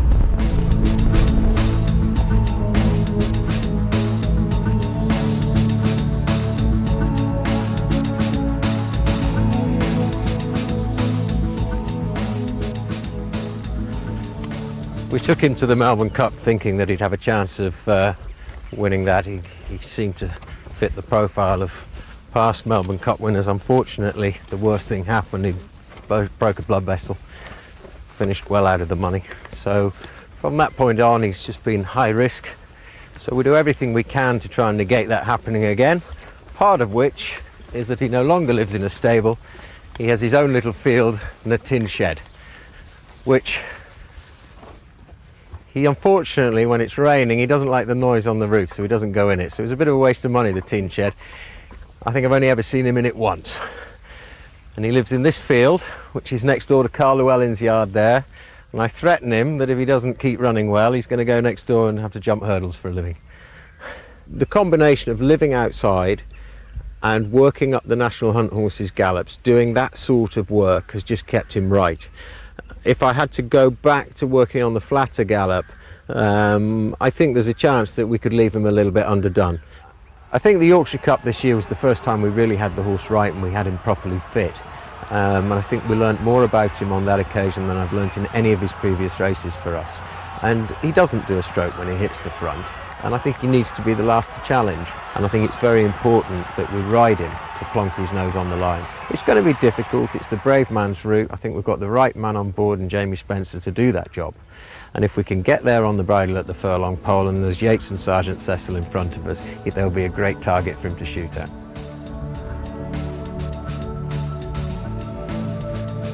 What do you think?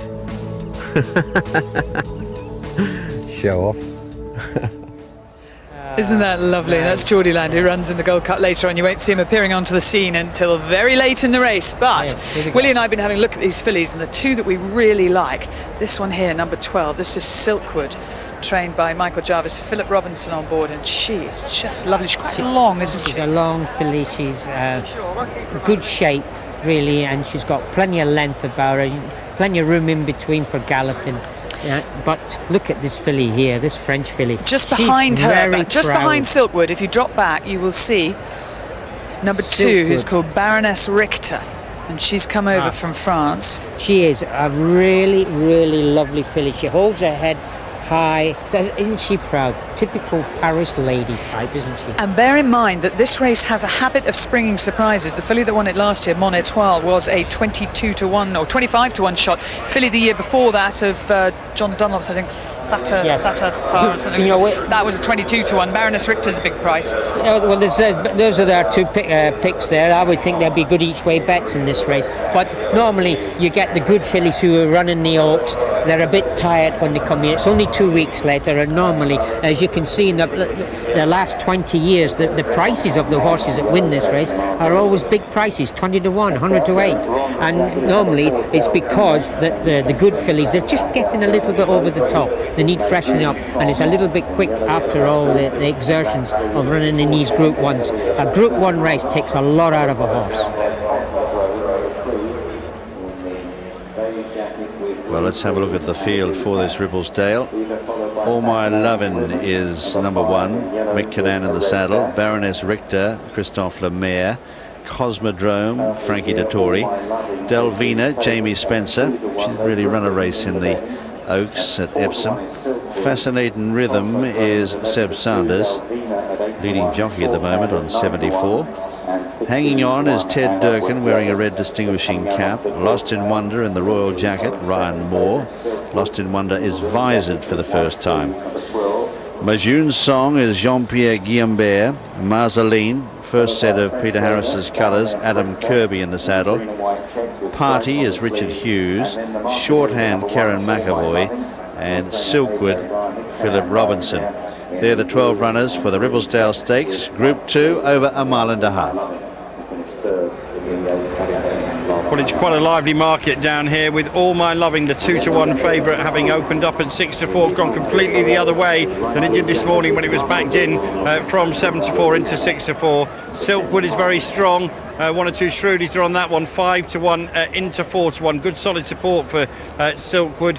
Cosmodrome is 11-2. Dalvina is 8-1. And there's been an interesting move for an outsider, Baroness Richter, from 25 to 1 into 20 to 1. But at the top of the market, it's completely different to what it was at lunchtime, where All My Loving was strong. Here in the ring as they're going down, it's weak. It's Silkwood who is the strength in depth here in the Ribblesdale. Well, just under 3 weeks ago, we were at Epsom for the Vodafone Oaks, and Ed Dunlop had a pretty live contender that day, Dalvina. Unfortunately, Ed, she didn't seem to handle the track that day. She's back here at Ascot today for the Ribblesdale, a course that should suit her a lot more. Should do. I mean, it's really, we're trying to learn something because we still don't know whether she stays a mile and a half. Epsom was obviously very disappointing, but the ground and the track didn't seem to suit. Let's hope she runs well. There are a lot of good fillies in this race as well, but she's come out of the race very well from Epsom, but today will tell us a lot. Olivia Pellet seemed to give her an easy time once he realised she wasn't going to be involved, and Jamie Spencer taking over today, he obviously knows her well, having won on her previously. Sure, no, Jamie's won on her twice, knows her well. I think the plan is to just drop her out, take a bit more time this time. She was way up on the pace at Epsom and travelled very well up the hill, and that was it. We can't let you go without asking about Ouija Board, who obviously a year ago, or just under a year, won the Prince of Wales Stakes here, and again gave you great memories throughout the year. How is she? She's very well. She's in Kentucky. She's in foal to King Mambo, carrying a colt foal, which is very exciting for the owners, and I think she comes back to England in the next 3 or 4 weeks. You put your name down for that foal? I'll be trying now. Ed, good luck with Davina. Thank you. Thank you. Right, there's Jimmy Fortune. 5 winners already this week. No ride in this one come up. He's waiting. You see the steps of Sergeant Cecil, the black and yellow in behind. He'll be in the Gold Cup in around about 45 minutes' time. That means everyone else has got a chance here. Here's All My Loving. Mick Kinnan rides the 2-1 favourite. Just ahead of her, in fact, going down is Baroness Richter. These, I think, two of the biggest fillies in training. They're both huge, aren't they? Absolutely massive. How the French filly Baroness Richter won it too. She must be a very talented filly because the size of it is unbelievable. But this All My Loving, we had a third in the Oaks last time out. She took it up coming round Tattenham Corner, is in second place, their light shift ahead of her, and she's going to fade into third place. She's just struggling with the camber, we can see there, isn't she? She certainly is. And more than that, the ground, the fast ground here might suit her a little bit better too, because the ground looked like it was a little bit loose for her. But she's a worthy favourite here. She had, in fact, been only beaten 3/4 of a length by the Oaks winner light shift at Chester the time before. So if you take a strict line through on there, you can't really do it. But it wasn't as good a run. But it's still the one to beat here, I'm afraid. Very definitely so. This is her fourth start. Here's Silkwood. Michael Jarvis trains number 12 in Sheikh Mohammed's colours. Now she comes here after not too long left, but she's had 55 days off, and the last time we saw her was at Sandown Park over 1.25 miles when she won a handicap. So she's taking not only a step up in trip of 1/4 mile, but a massive step up in class today. Yes, she most certainly is. She won quite nicely at Sandown actually, and you'd think that she'll progress from there. Obviously she's been showing a lot more in her work since then, but she was very surprising for Michael Jarvis. She started off in the winter time winning, and because he doesn't usually run his fillies then, Michael Jarvis, so he must be thinking she is a very nice filly, and I'll get some experience into her. Philip Robinson rides. She's won 2 of her 3 starts so far, and she's got a stalls rug on there. She'll be going forward into stall number 2. Here is Cosmodrome. Frankie Dettori rides for Luca Cumani. He's won both of her starts, over 9.5 furlongs at Wolverhampton, over 10 furlongs last time at Goodwood. Obviously going the right way, but it's very much a guess as if she's up to the class in this race. Well, I mean, it was a very smooth win when she won at Goodwood. Always travelled well. I mean, you could see from about 3.5 furlongs out, you could counter the winner. Lucas horses always improve with a race now, and if he's confident to run, I mean, I was confident to put him on, 5-1 chance, and she's one of those behind the gates waiting to go forward. She's fillied by Bari, whose biggest win was in the QE2 stakes here. There is the Queen's filly, Lost in Wonder, going forward. Visored for the first time. Well, we saw yesterday Royal Oath, who wore blinkers for the first time, and he bolted up in the Hunt Cup. So we've had one like that win this week. Certainly have. I mean, obviously they think that this filly's maybe saving a little bit for herself. That's why he's put some blinkers on her. But she's still got a fair bit to find with some of these. The favourite, All My Loving, just going forward into the stalls. 2-1 the field, 4-1 Silkwood. Cosmodrome is 5-1. It's 8-1 Bar, but it's now 15-8. All My Loving. Last one going forward now. That's Party in the Highclere colours. Ready now for the Ribblesdale. Set at the 1.5 miles. Stand by. Ready. And they're racing. Party jumped well down near the inside. The grey Majour's Song on the outer is up there too. Cosmodrome in the centre. And Lost in Wonder in the Royal Jacket is also up there and thinking about leading. In behind them is Shorthand, who's held up. Red cap, yellow colours the inside. No, not going a great gallop at all here. All My Loving is behind them. White sleeves and cap, and further back is Hanging On. Out very deep on the track is Silkwood as they run downhill. Then Baroness Richter, Delvina out the back. So too is Marceline, and they're followed by Fascinating Rhythm. All the time running down to Swinley Bottom, passing the mile. The leader here is the grey Majour's Song by about a length or so to Lost in Wonder. Tucked away in third is Party. Out deep on the track, blue sleeves and cap of Cosmodrome. In the centre, the white sleeves and cap there of All My Loving, who's very handily placed as they race out of Swinley Bottom now. Further back then is Shorthand from Silkwood, who's about midfield at the moment. Marceline, Delvina next, followed then by Fascinating Rhythm, and dropping back to last is Baroness Richter. Now starting to climb uphill. The leader is the grey Majour's Song by 3 lengths or so as they pass the 6. In second place, Lost in Wonder. The royal colours the outside. Party scrubbed up and going nowhere. 3 lengths away then is All My Loving, followed further back by Shorthand, Cosmodrome, Silkwood. Further back in the field, Hanging On is going backwards. Delvina giving them a big start, and so too is Baroness Richter, who's last, as they're all the time racing up towards the turn now. Just under a half mile to travel in the Ribblesdale, and the leader is Majour's Song from Lost in Wonder. Party behind them, All My Loving coming to the picture now, followed then by Shorthand, and then Cosmodrome, Silkwood as they pass the 3. Further back, Delvina starting to run on, and then on the inside, Hanging On from Baroness Richter into the home straight in the Ribblesdale. 2 left to go now. Majour's Song has slipped the field, gone 3 in front now. Silkwood goes into second. All My Loving is under pressure third with Delvina, followed then by Cosmodrome, and behind them Marceline running an enormous race, but a furlong left to go. Silkwood has raced to the lead. Silkwood has gone 2 or 3 lengths clear. All My Loving, Delvina battling on for the minors, but it's all over. Silkwood is careering away for Philip Robinson. Silkwood goes on to win the Ribblesdale as she likes by 5 lengths. Second, All My Loving, Delvina third, flashing home Baroness Richter fourth. Marceline an enormous run for fifth, followed by Majour's Song, Cosmodrome. Behind them is Hanging On, then Shorthand, Party, Lost in Wonder, and Fascinating Rhythm. Didn't she win convincingly? Number 12, Silkwood, owned by Sheikh Mohammed, trained by Michael Jarvis and ridden by Philip Robinson. Absolutely bolted in. Second, All My Loving. Third, Delvina. Fourth, Baroness Richter, just ahead of Marceline. They were followed by Majour's Song, and then Cosmodrome behind them in the blue sleeves and cap. And further back then is Hanging On, and then Shorthand, who got very weary. Party tired badly, was gone a long way from home, and they were a long way clear of Lost in Wonder. Here's Michael Jarvis. He's normally the most reticent and conservative of fellows, but he is, as you can see, very excited by that win. So he should be. And his wife Gay giving him a winner's kiss.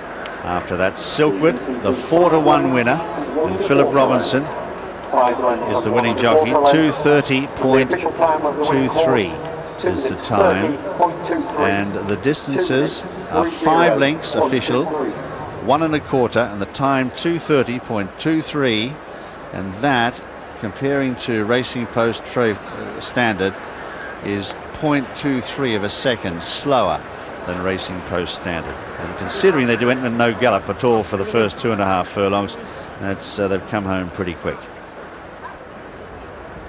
What a performance from Silkwood, and Philip Robinson deciding to come outside the whole field. They've gone a decent pace. It was set by Jean-Pierre Guillaumbert on Majun's song. You can see Baroness Richter's last at this stage. Her jockey Christophe Lemaire decides to go for the inner, where Philip Robinson takes the safer route.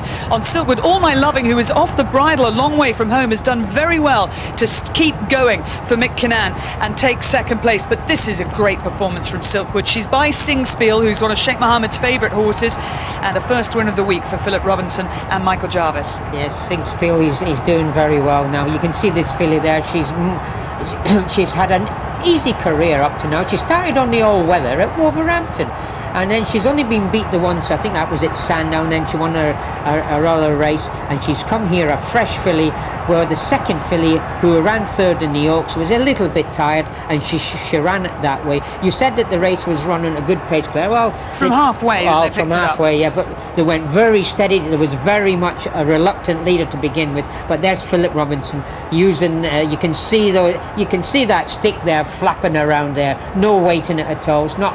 It's not going to hurt a horse at all, those whips, the air-cushioned ones. But there he is, pushing her out. Keep going, girl. This is a Group 2 race, and Sheikh Mohammed will be very happy for this filly to go back to the paddocks. And Philip has a little look round, and there was a slight little grin there.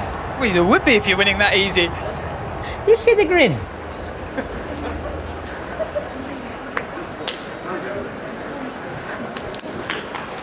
Sheikh Mohammed absolutely delighted, I'm sure. And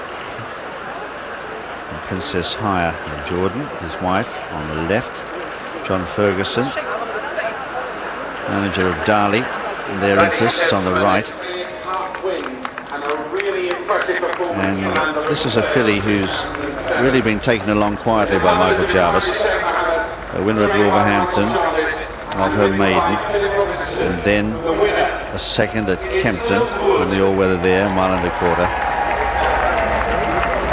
Philip Robinson acknowledging the cheers of the crowd, and then a win at Sandown last time, in which she got home by 3 parts of a length. But she's a rapid improver, that's for sure.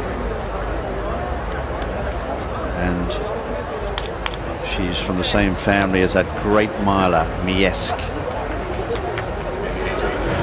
There she is, by Sing Spiel, who of course was one of Sheikh Mohammed's great stars in the 90s.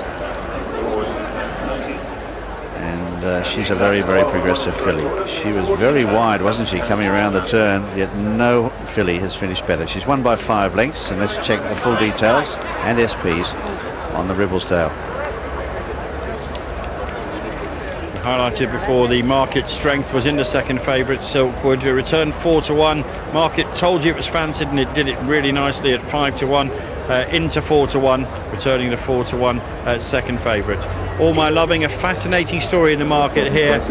It was back this morning, but it drifted on the course, and there was late support for it to return it right at the off at 15-8 favourite, and Dalvina finished third at 8-1. But Silkwood wins and gets you the money at 4-1.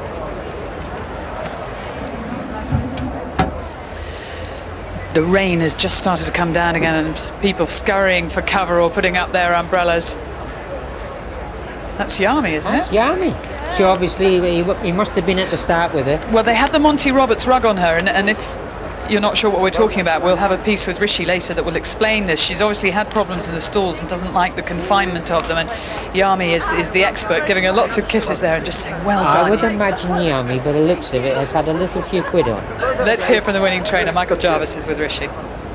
Yeah, he had a broad grin on his face after Silkwood won that race, and rightly so, Michael. I presume partly the reason for that is the fact that she's made this enormous step up from handicap company to Group 2 status. Yes, I know, but it was sort of circumstances, because I mean, she wasn't really trained last year, and so we got her going through the winter, and obviously we started off at Wolverhampton, I think it was, and she's always showed immense talent now, and we were very keen to run her in the Oaks. But I feel that she's such a fluent mover that I just, when it came up soft, and I discussed it with obviously with John Ferguson and Sheikh Mohammed, and we thought, well, okay, we've got another alternative here. So sooner than run her on ground that we know she doesn't really like, we'd wait and come here. She's hugely talented, Philip. She showed that, the way she made up her ground so easily to pick them up, and Philip had an easy time in the closing stages. But your reaction, you're normally someone who's fairly reserved, Michael, but you seem to let yourself go there. Well, it's a pressure situation, there's a lot of pressure on this meeting. Yeah. That's why I still keep doing it, because I enjoy it. Michael, well done, you deserve it. Thanks very much, thank you. Philip Robinson, after his success in this Ribblesdale Stakes on board Silkwood, returning to the jockey's room then, and getting some congratulations from colleagues as well. And he is about to join me. Philip, very well done. She travelled supremely well for you during this race, didn't she? Well, she did. And early on, I was a bit worried. At Sandown, she travelled a little bit keen. And first time over 1.5 miles, I was worried she might do the same, but I was delighted she did switch off nicely early on. And when I asked her to start increasing, she's done everything I asked easy. Yeah, I mean, you've come from about 4th or 5th back in the race. Yeah.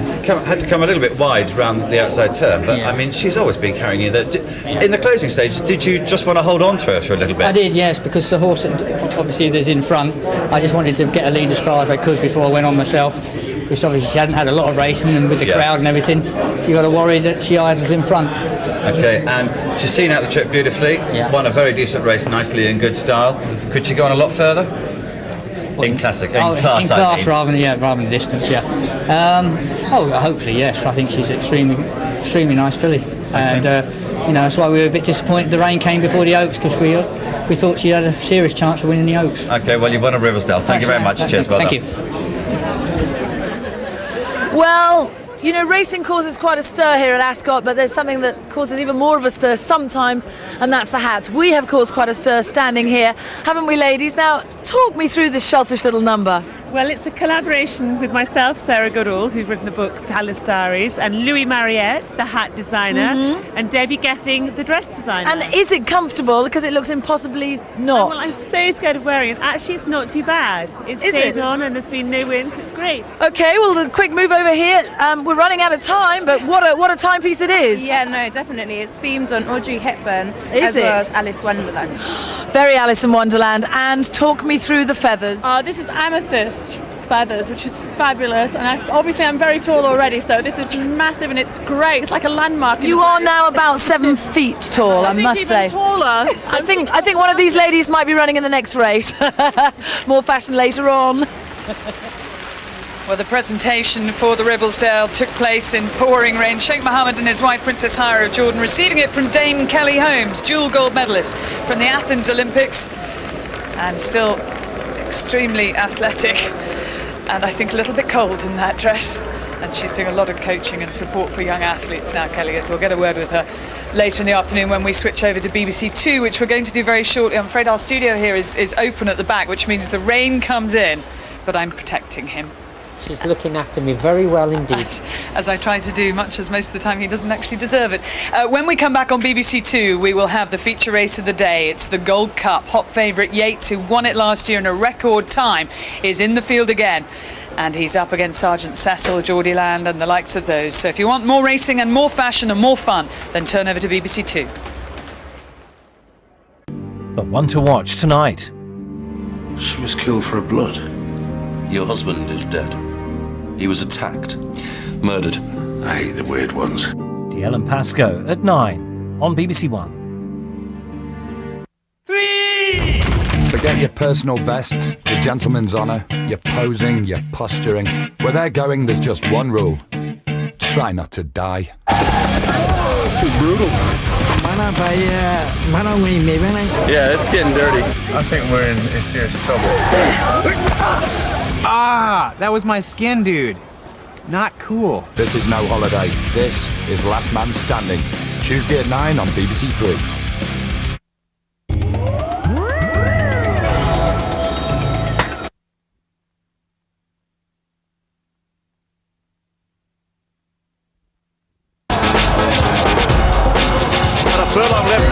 Silkwood has raced to the lead. Silkwood has gone 2 or 3 lengths clear. All might love it. Delvina battling on for the minors, but it's all over.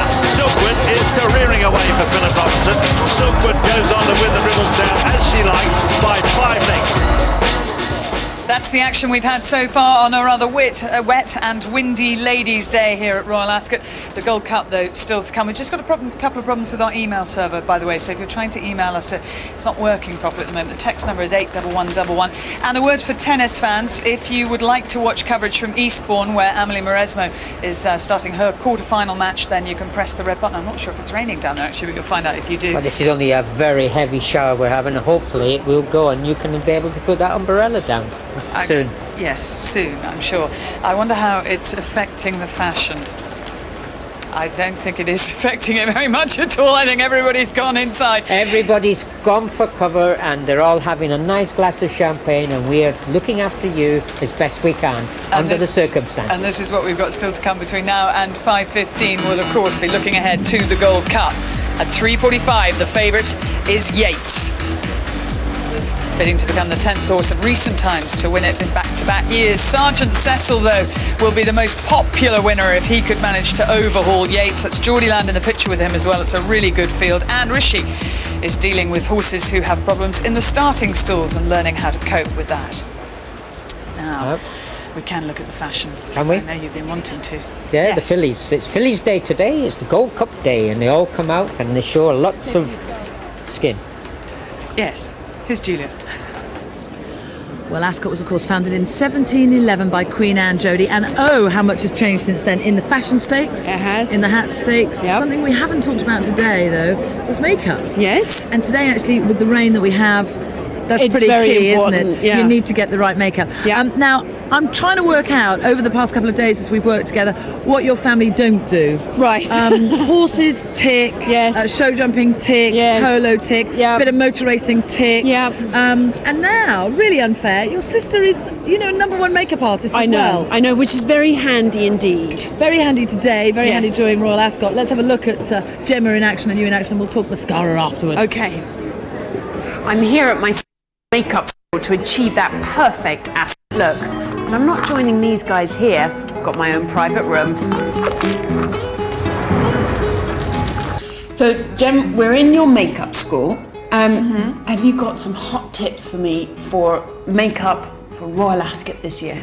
I certainly do. What we're going to do, I think, when you're at Ascot, you're running around, there's, you're eating, you're drinking, you're being social.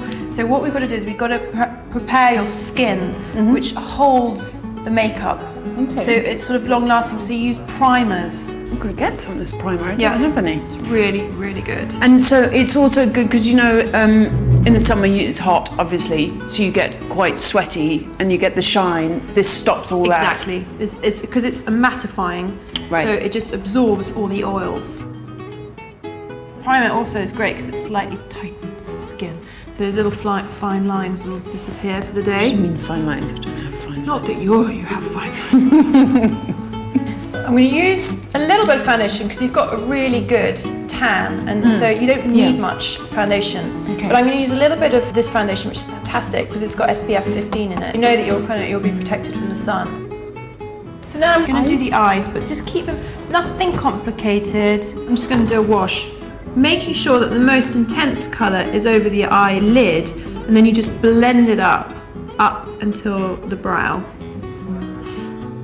I really want you to have a lot of mascara because we've put just a wash of colour, so it's very natural. So you really want the mascara to really sort of pump it up a bit and make it more of a dramatic look. Right. So that's why I want to put quite a lot on. Okay. And quite dark. So many women just basically put it on the top. The tops. So you're going all the way right to the up roots. into the root and then bring it out, and it really sort of opens up the eye. Okay. I'm going to use a cream blush on you.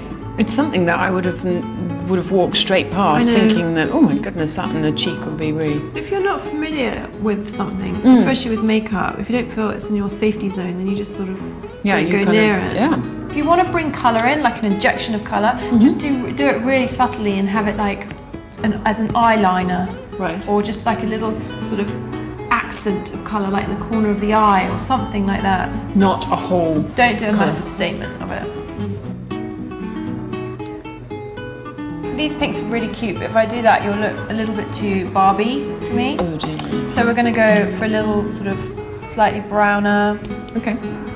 But has like a little bit of a pink in it. Pinky tone.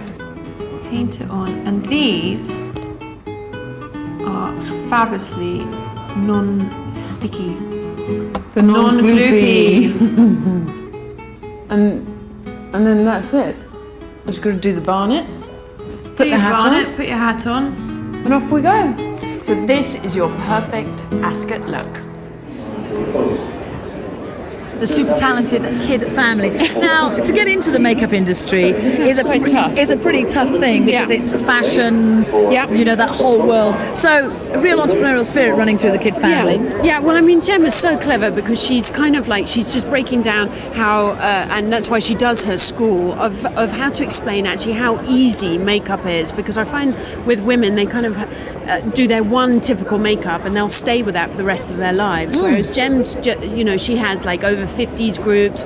She has all these different groups of getting women in to explain actually, you know, you can wear a metallic eyeshadow and not be frightened of it. So it's very, very interesting actually going in and sitting and listening to her explain, you know, how to put it on, where to put it. And to do that with confidence. And to do it with confidence. confidence. It is, as you say, I mean, I think looking around somewhere around Royal Ascot here, you see people who I think probably have been wearing the same makeup all their lives. Exactly, and probably the same colours. And that's why, you know, Jem's school and why she's so brilliant at it is explaining, you know, you can do this and you can experiment. And so it's very, very interesting. So what we need today? Yes, waterproof mascara. Waterproof mascara, indeed. Yeah, I mean, the rain has not been kind on Ladies' Day, has it? I know. I can't wait to see it at about 5 o'clock. It's going to be a mess. We'll be bedraggled by then. We'll just have, you know, running, streaming eyes and blush all over the place. Now, earlier on, I saw Kelly Holmes taking a look at some horses in the pre-parade ring, and I think Claire's caught up with her now. I certainly am. The Queen is right behind us, having a look at the horses. She's just slightly covered up by people, but she's having a look at the horses, and the Queen of Athletics alongside me, dual Olympic gold medalist, now retired from athletics, but still very closely involved, Kelly. Yes, indeed, in all fronts. So I was National School Sport Champion. I've been made that, government post, which I really enjoy, go around to schools and colleges. I thought that was like a race you'd won against school children. Oh, that's not very fair. No, it's a role that gives me a chance to go around to all schools and colleges and really to promote fitness, physical education and try and get everybody a bit more enthusiastic about it back into the national curriculum, so that's really good. And when you look at horses, because you can tell whether people are fit or not, can you see it in horses? Well, I think I managed to just now because I had a chance to come down and I had to present an award for the best looking horse, and I thought, well, I'll look how I would as an athlete, and I picked Silkwood because I thought, well, it's number 12 to me. You know, the coat was so silky, I thought, oh, it must be quite a healthy horse, and then obviously how it was formed and the muscles and slim, and I thought, oh, it looks lovely. So, you know, I gave the groom girl her little prize winning money. Little did I know I'd already also backed the same horse for the race, and I didn't put two and two together until it came up and I'd won. So I've obviously picked something right. So you're enjoying yourself today? I really am. It's my first day time at Royal Ascot, first time racing ever.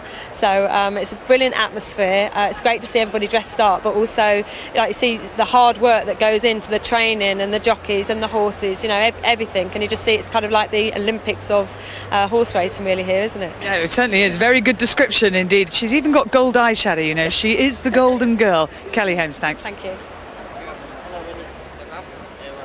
I'm with jockey Olivier Pellier, who has a difficult task in the Gold Cup. He's riding Montare. Olivier, she's a filly that needs a bit of finessing, doesn't she? Yes, exactly. She's not easy filly, and she's a little bit lazy, and after you need to keep going with her, but not too hard. And this year it's just starting well, and maybe she take a little bit of time. Do you think you'll have to sit and wait to the last possible moment before you can make your move? I won't wait, but not too much, because, okay, it's a long distance, but the filly is fine. And now this season she take a little bit of time before when she arrived at St. Cloud, first Group 3 pre-Exbury, and she's not ready. And before the trainer decided don't go to Dubai, and after she ran last time, she just ran okay, but you know, she make a time. I think the rain just help her a little bit, and it's a tough race. Olivier Pellier talking about Montare. Well, these runners for the Gold Cup in the parade ring now. Jordyland looks really well there, just number 5, the grey horse, looks fantastic. The other grey just behind him is Cherry Mix. Coming through then is Badam, who was a dual winner at Royal Ascot last year, won 2 races within the week. Bulwark looks like he's sweated up a bit, he's number 2 there, and and probably got caught in the rain as well. Now the favourite is Yeats, and he is just coming behind me here. He is a magnificent looking animal, isn't he, Willie? He's just a very lovely. Look at him. He's a very proud horse, isn't he? He's still a full horse, and you just look how he's got that crest on his neck. That is not what you would say a good sign for a racehorse, but he is getting a bit. He's an aged horse getting now, and of course he is a proper animal. Oops, the French filly there. She's having a buck. Yeah, there's the French filly Montari right behind Yeats. She's looking good. She's looking really good. Now, we were speaking to Kelly Holmes a minute or two ago, and she's now in conversation with the Queen, who of course has met her before, having awarded her damehood. And Kelly talking, I think, about why she selected Silkwood and then backed her as well. So she's had a very good day. She can afford a new hat and everything. And I think she's really enjoying herself. Well, let's find out a bit more about Yeats, because Ian Bartlett actually went over to Ballydoyle in Ireland to talk to his trainer, Aiden O'Brien.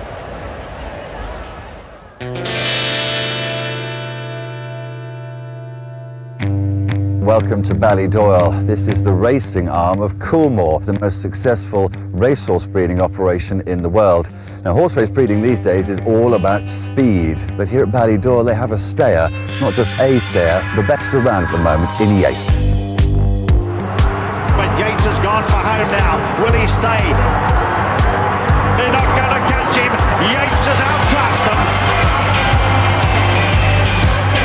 Yeats wins the Ascot Gold Cup.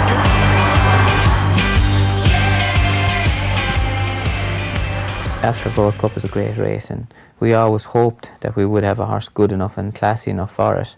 And obviously it was really circumstances that let Yeats go to it, and we were just probably lucky that he had so much class, and he came right at that time, and he got a mile and a half real well, and we always thought he would get further.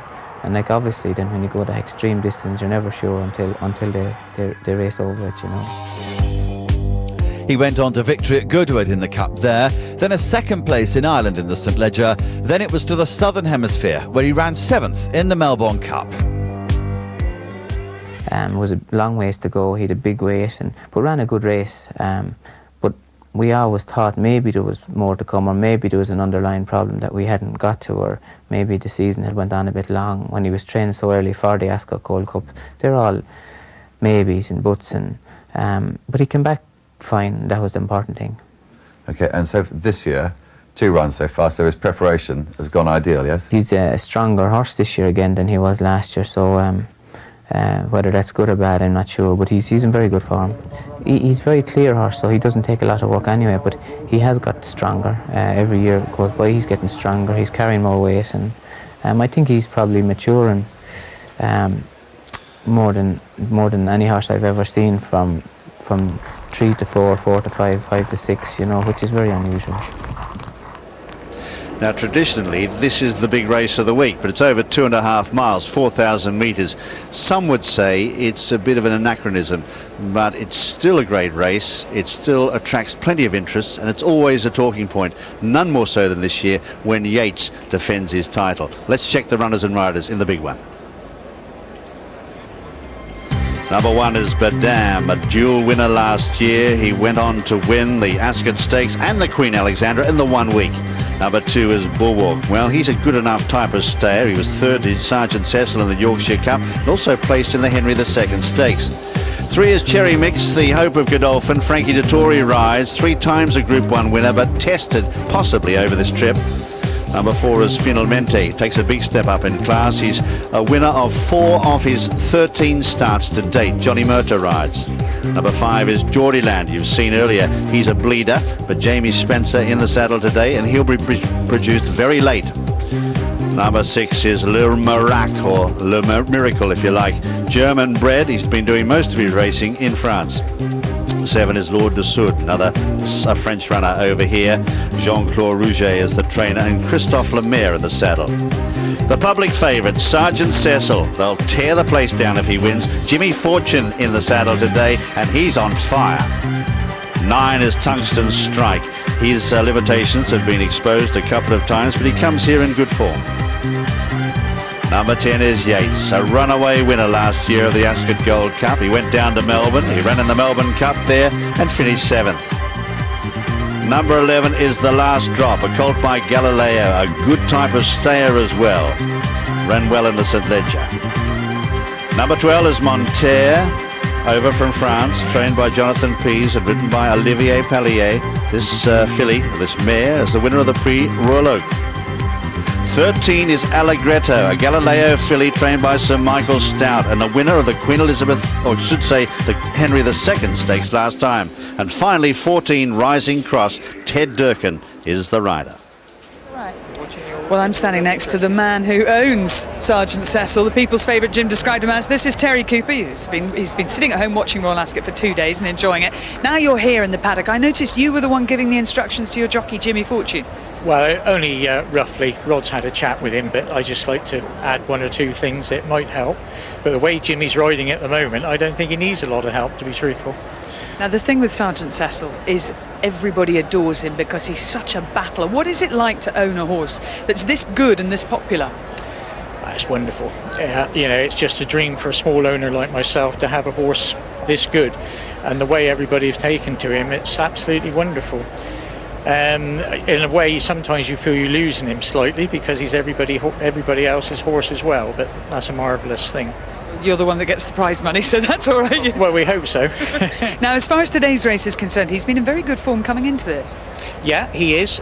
He's further forward this year, I would say. He went back to Rod's in a better state, and I think they've worked him a little bit harder this year as well. So, you know, he's certainly up and ready for it, but it's a very hard job to beat the other horses that are here today. Particularly hard job to beat Yeats, but best of luck to you, Rod. Thank you very much. Terry, actually. Exactly. Rod's there, looking at him. Good luck. Godolphin have a great record in this race. They've won it before. Simon, what about the chances of Cherry Mix today? Well, I think it's going to be very tough for him going 2.5 miles. I mean, he's a super horse. We love him very much. 1.5 miles is his game. This is really going to stretch him too far, we think. But he deserves to be in the race and take his chance. What about the ground out there?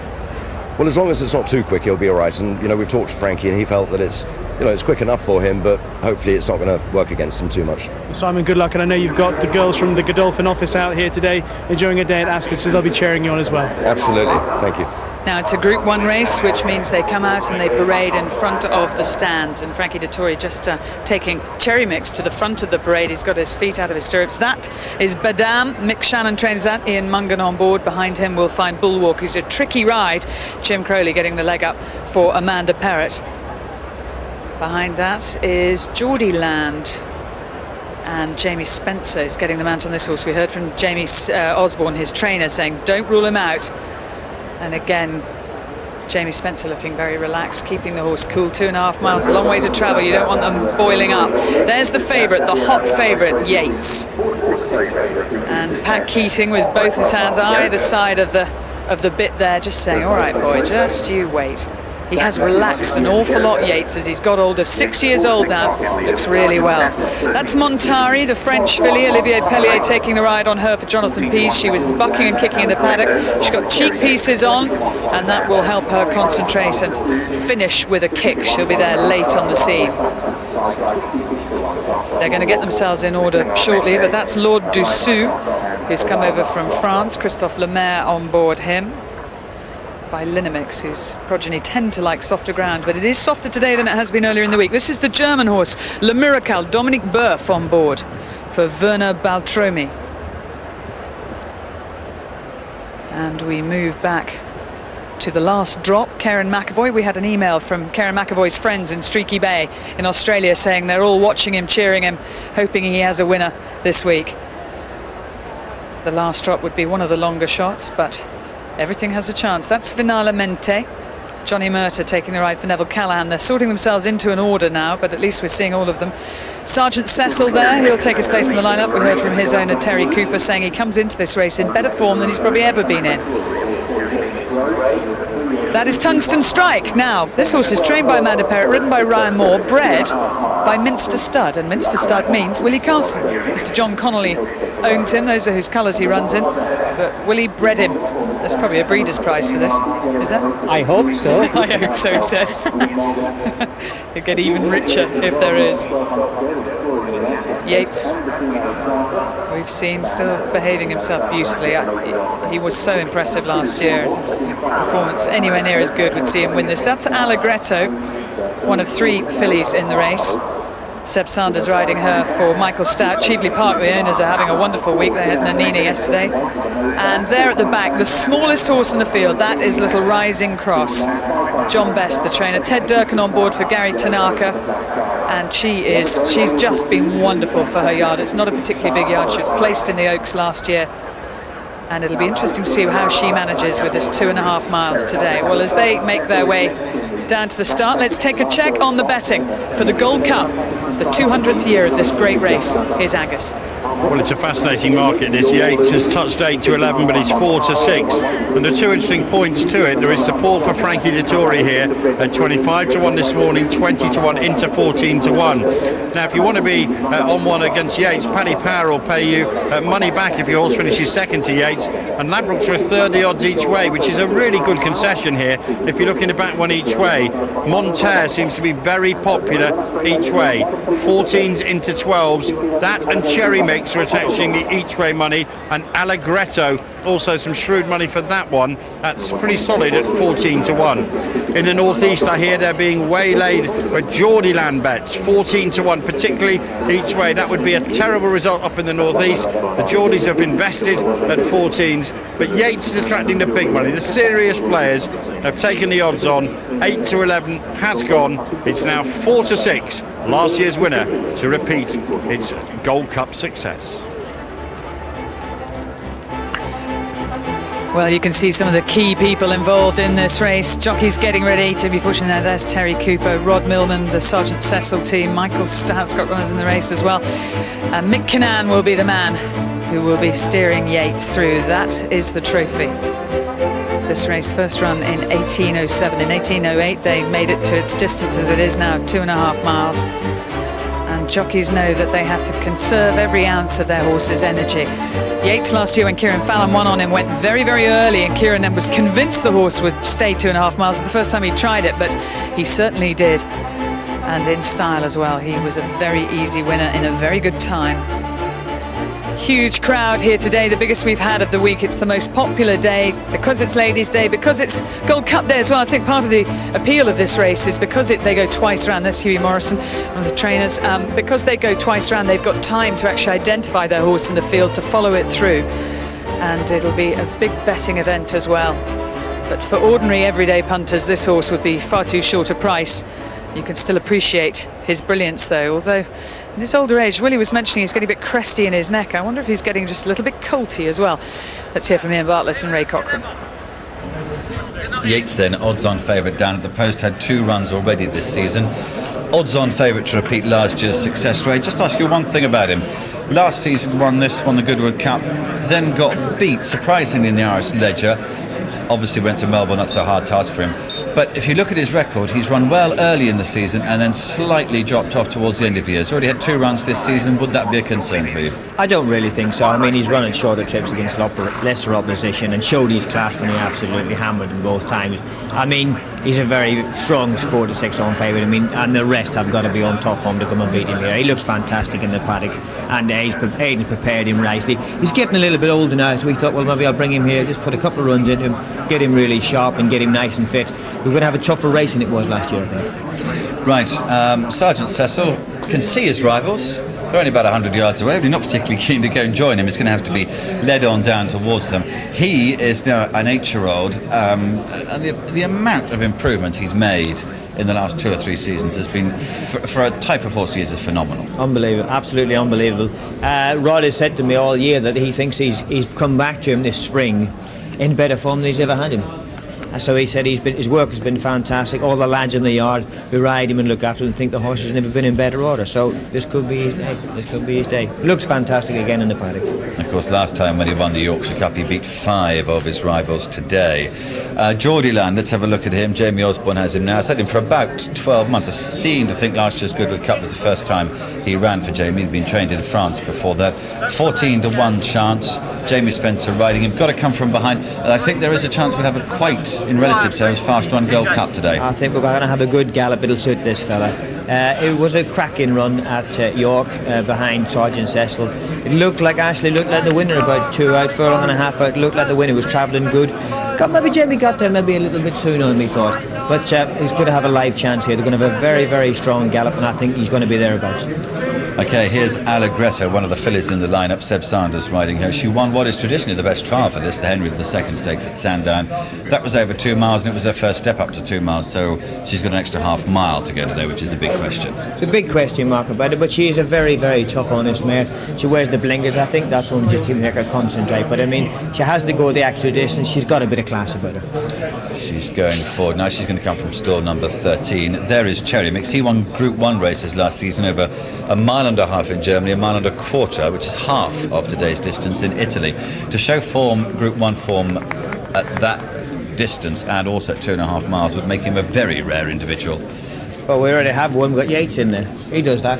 But I don't really think this is this fella's cup of tea. His cup of tea is a mile and a half, slow ground where he can jump off and dominate and kill them all off early on.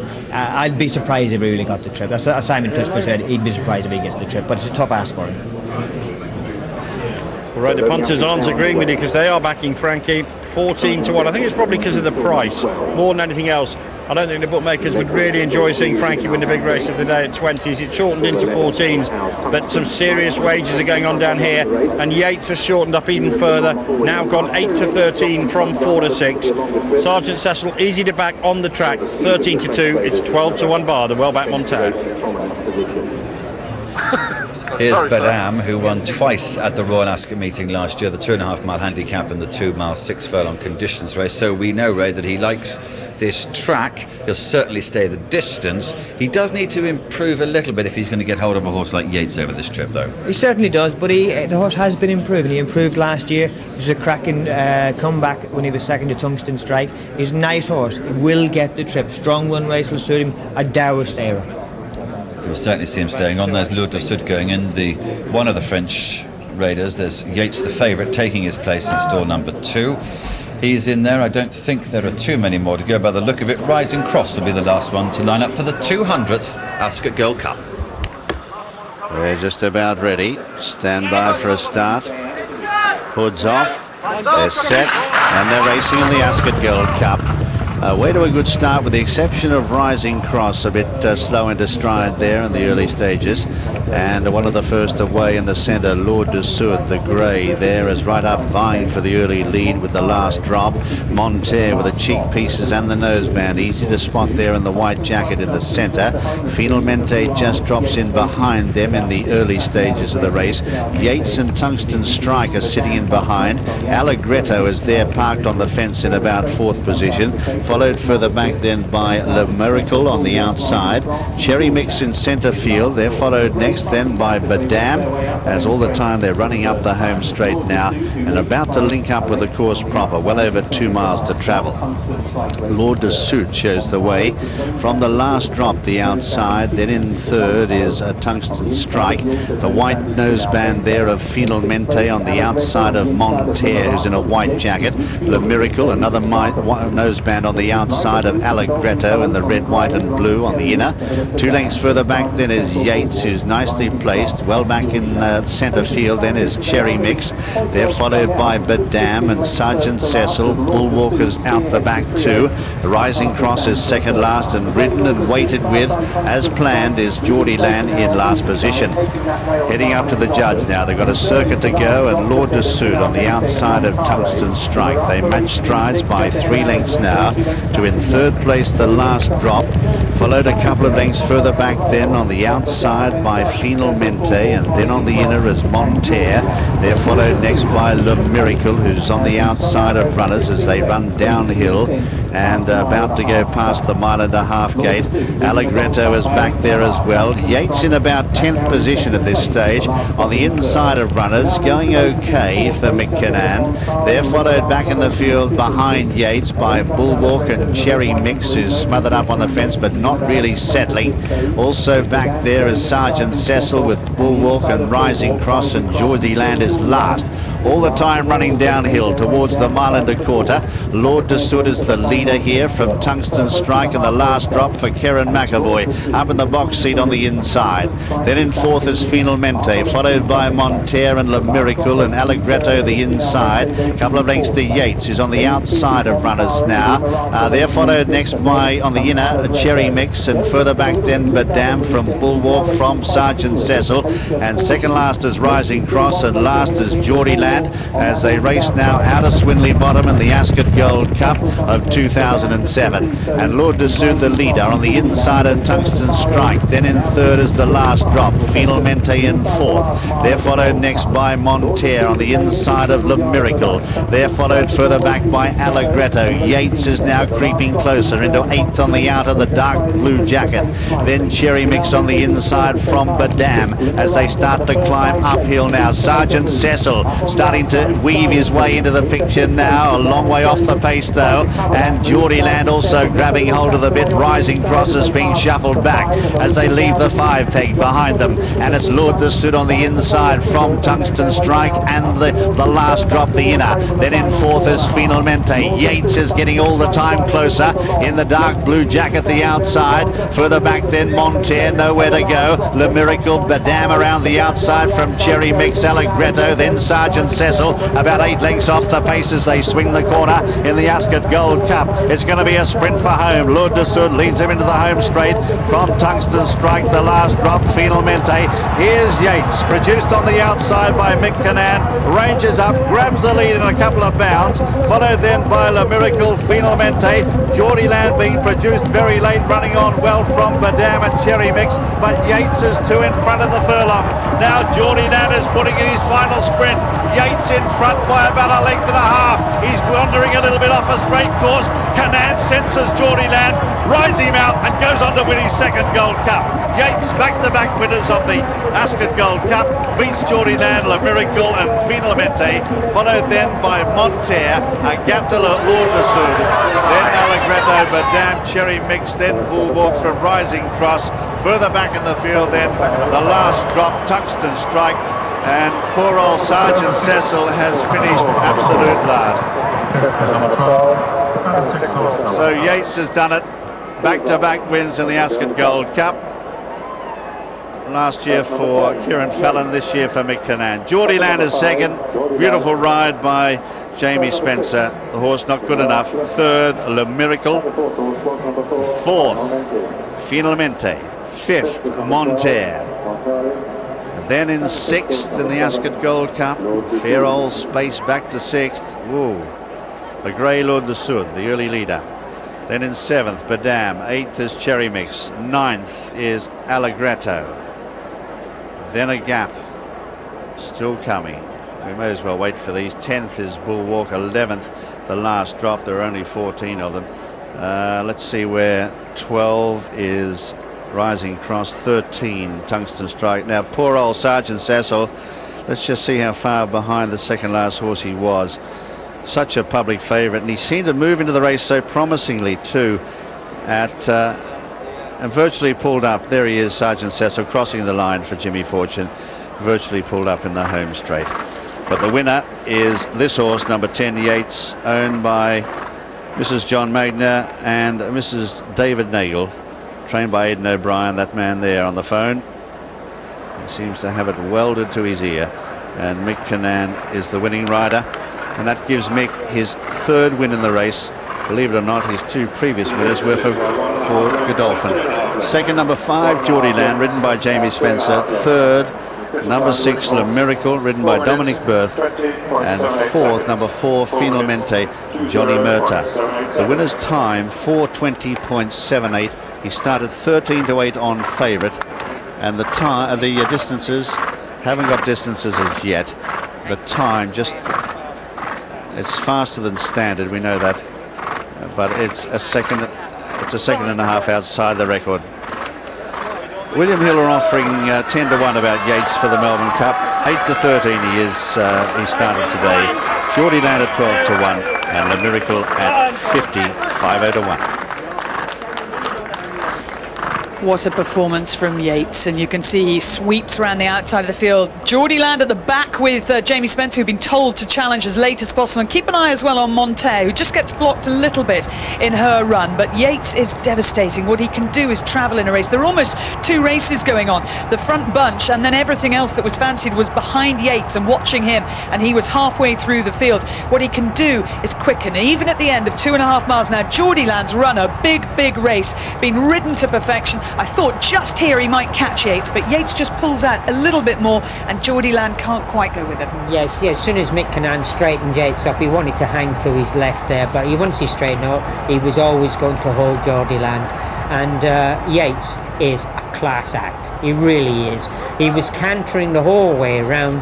Mick, he even went 4 wide round the turn. He sort of said to himself, as long as I get a clear run, I'll win this race. And of course, he just went to the outside, let him go. And as soon as he let him go, he made up 4, 5, 6 lengths within about 10 strides. Class act. Your Majesty, Your Royal Highnesses, my lords, ladies and gentlemen, what a devastatingly impressive performance from the hot favourite. Last year's winner has retained his crown. Mick Cannan on board, Aiden O'Brien the trainer. The horse is the invincible Yeats, winner of the Gold Cup for 2007. Congratulations to Mrs. John Magner and Mrs. David Nagle, the owners.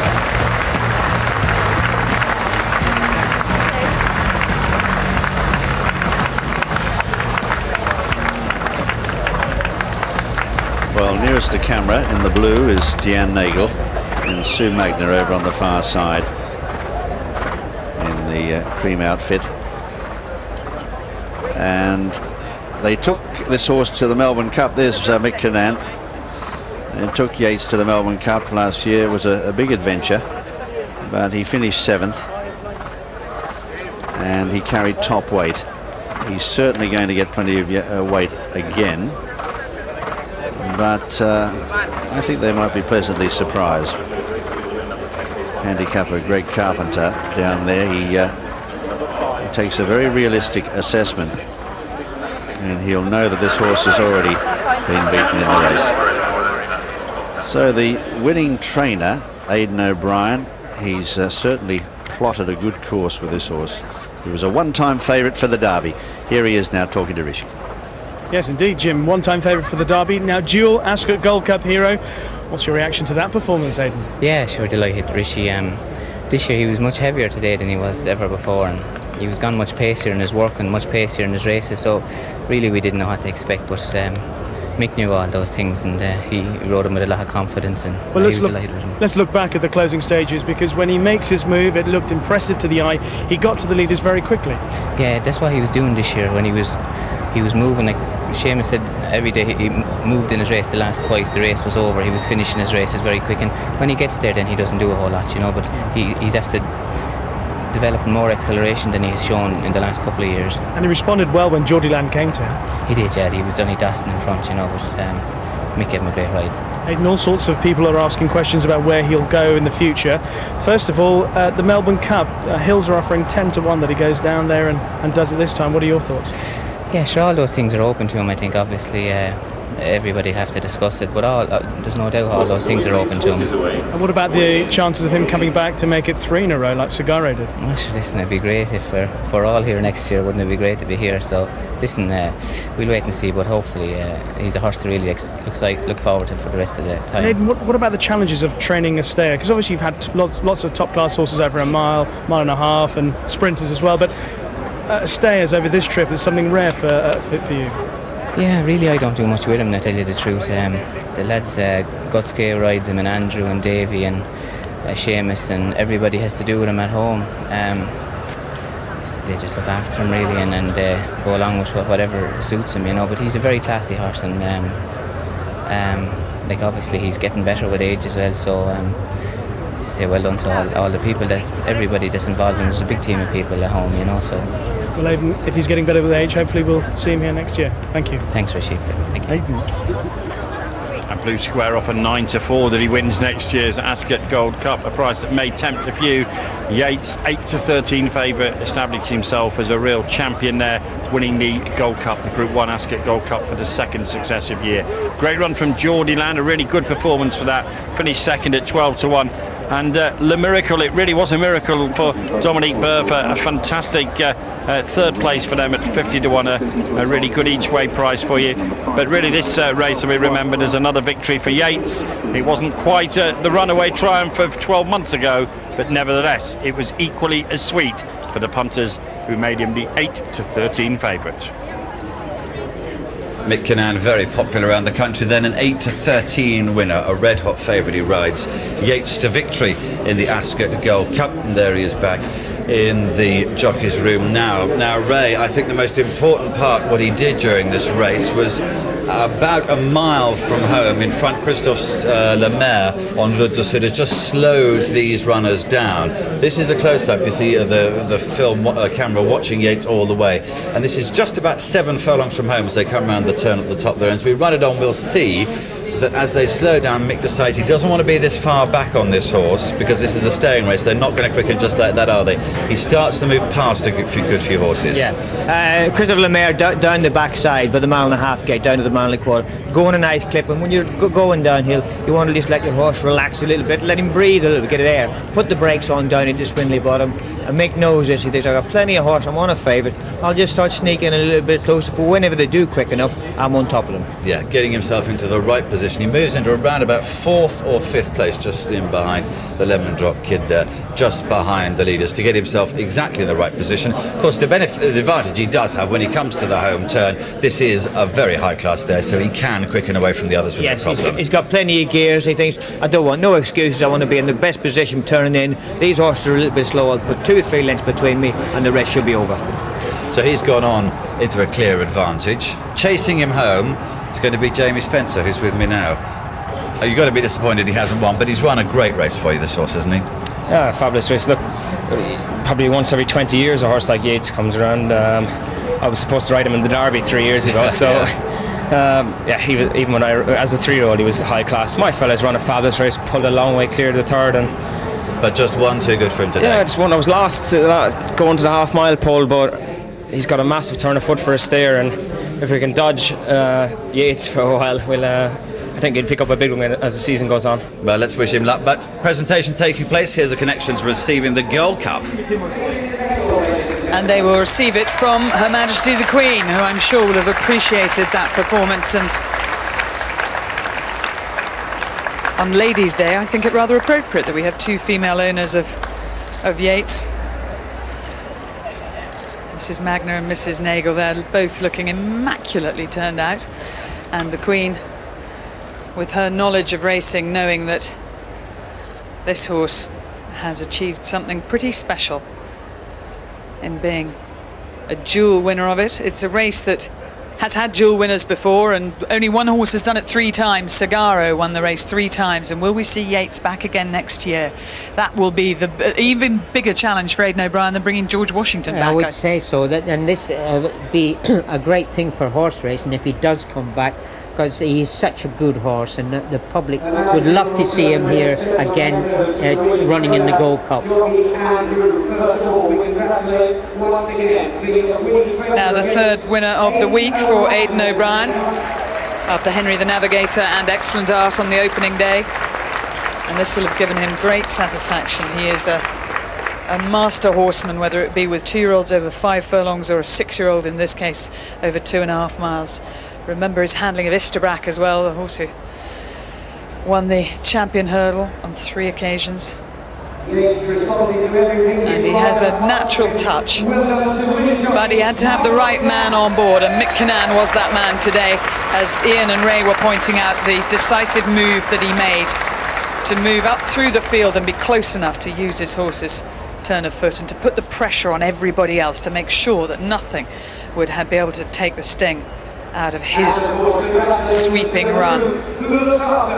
Wonderful horse, beautifully bred as well. He's by Saddler's Wells, who is the sire of all sires. He is the flag bearer at Coolmore. He's 26 years old now, but he has sired so many good horses, the likes of Galileo and High Chaparral. It's an impressive record. Saddler's Wells has had Group 1 winners of 69 horses, not 69 Group 1 wins, 69 individual horses to win Group 1 races. That is just unbelievable. And you can see that he's out of a Topville mare there. And, well, Topville was a staying horse, Prix de Jockey Club winner, staying type, so that is where all the stamina is coming from. Possibly that he'll stay 2.5 miles because it's a real stamina pedigree and a classy one as well. He's classy, he's fit, he's sound now, because they've done wonderful jobs to get him back from serious injury earlier in his career, and it would be wonderful to see him back next year, but I think for now we just appreciate what he's been able to do this year, and there will be other staying races for him before the season is out. In years gone past, 200 years ago, this is the race that everybody, all the top owners would love to win the Gold Cup. Not so much nowadays, because a lot of the breeding has gone into speed, and they don't want to have horses who win the Gold Cup that stay 2.5 mile, because they find it difficult to win these mile races in the 6 furlongs. They're not precocious enough, but they'd be good for the jumping game. Well, listen, the Gold Cup's a valuable prize. It's worth £127,000 to the winner, just over that. But what a day. Now the sun has come out and everybody here bathed in sunshine and the glow of gold is all around us, but it hasn't been like that all day.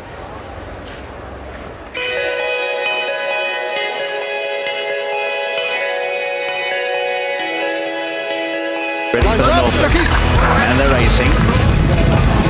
Weaker once it was Spidey's erratic course has won it.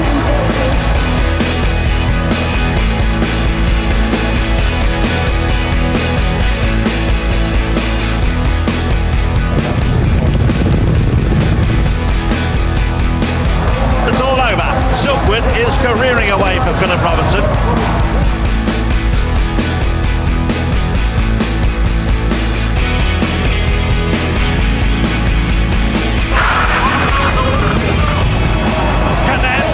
Jordyland, rising out and goes on to win his second Gold Cup. Well, here's Mick Cannan, the jockey aboard Yeats. Mick, it looked very easy the way you got to the horses and that made the running. When you came around the outside, picked it up in the straight, and responded really well when Jordyland challenged.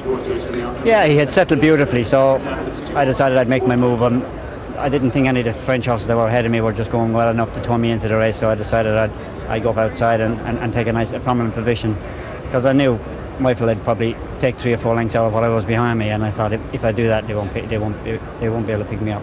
Aidan was saying that the horse has got bigger, he's got quicker. You sat on him obviously last year in the Goodwood Cup. How did he feel to you today? Yeah, he's developed into a beautiful individual. You know, Aidan said he's up 12 kilos from last year, which is a big weight. Probably just so he's matured, and yeah, he felt fabulous, and he's a horse that enjoys his racing, and it was nice to put it to bed. And Mick, obviously with your experience, your Melbourne Cup experience as well, they're talking about perhaps sending him down there again for that. Aiden O'Brien also has Scorpion in the mix for the Melbourne Cup. Do you think that either one of those two could go back there and put up a good showing in the Melbourne Cup? Yeah, the big problem with Yeats is they're waiting for as much weight they can pile on him. You know, he'll be at the top, and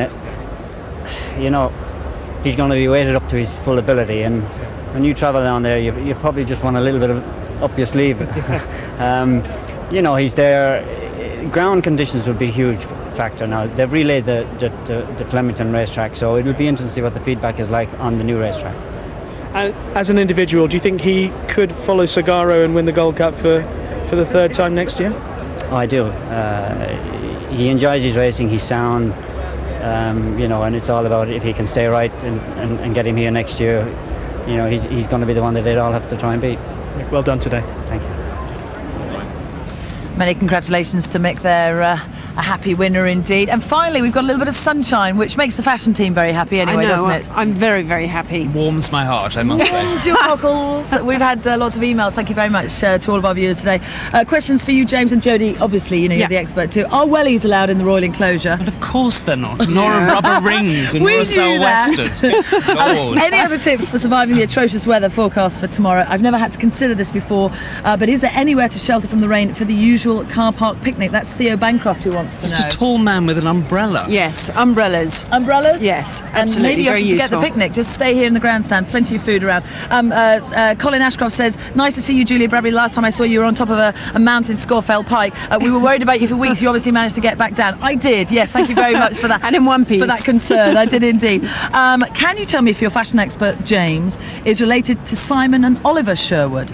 If not, the resemblance is uncanny. That's from John Fripp. No, sadly not. We must find out who they are. I may be related to the James Sherwood, who owns the Orient Express, or certainly get very good tables at restaurants, anyway. Well, at least that's handy. Just claim him. Lynn Harrison says, I've looked at many men wearing top hats, and they all seem to wear them differently. A subject close to your heart, James. Some look too big, some look too small. Who is wearing it properly? Which is right? I'm presuming that it's Willie Carson, as he can do no wrong. Well, it would be treason to criticise Willie Carson at Royal Ascot, I must say, but tilted is best, straight is perfectly acceptable. This is a Toby jug. Got it? That's a Toby jug. Okay, that's a no-no. Let's take a look at some more fashion from today.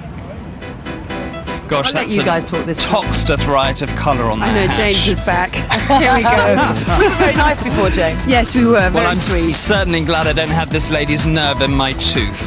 I did see it last year too, so Where that's a no. does it all come from?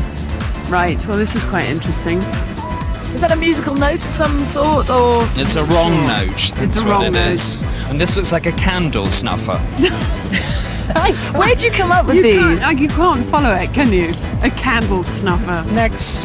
Now, Isabel. before you say anything, Of yes, course. we've interviewed Isabel Isabel's Christensen, so Valkyrie let's wings be lovely. and lots of Swarovski crystal. And the pheasant. And the blue feathery thing. That's and quite this- a work of art. Good lord, it looks like a satellite dish. It's really. Do I you want to have put the anything hamster nice? on it. Do you have anything Okay, nice to Let the say? hamster play on it for a while. I'm just leaving you to this. Oh, and there's the best of Saved the by bunch the there. bell. Saved by the bell, indeed. James, Jodie, more from you later.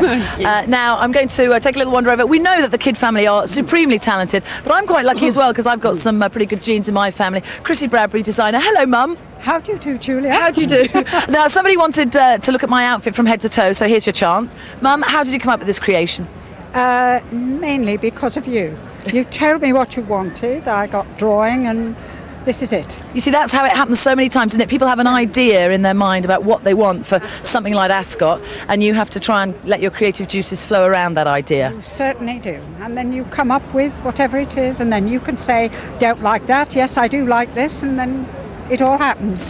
One of the most famous rules of Royal Ascot is one has to have the crown covered if you're entering the Royal Enclosure. Now, that is open to interpretation. Is it a hat? Is it a fascinator, which James doesn't like? Or is it just a bunch of feathers? John Boyd is a superb milliner. He's been designing hats for many, many years. John, 60? 60 years. Yes. 60 years. So tell me, what's happened over the years? How has it changed for you in terms of designing hats? Well, I think people, they have a big opportunity to have every hat, but they can't put things together, not like you. Everything goes together. So that's the trick, isn't it? Make sure that everything matches. Everything must match, everything must go and look very elegant. But people are not trying to look elegant now, they just look showy. Now, when you design a hat, how do you start the process? Well, like Claire Bowling came for hats, and Laura B sent her, and she says, this is my outfit. I said, and of course she's very good because, you know, she knows exactly what she wants. She does, Claire certainly knows exactly what she wants. I think we're going to Claire now, actually.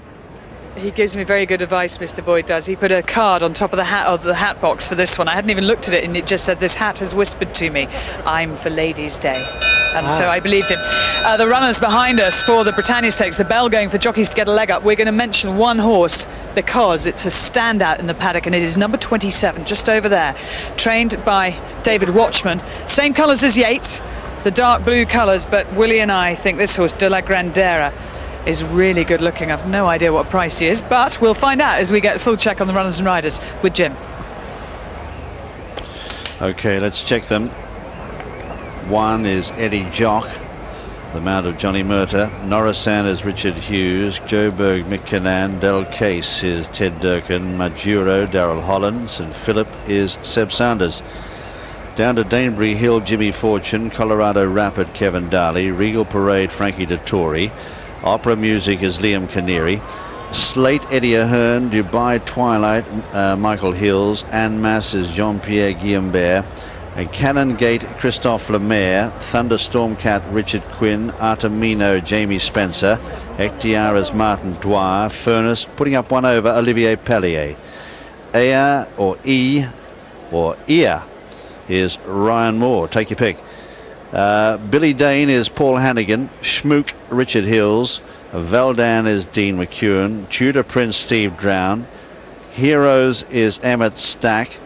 Players Please, Joe Fanning. Farley House is Jimmy Quinn.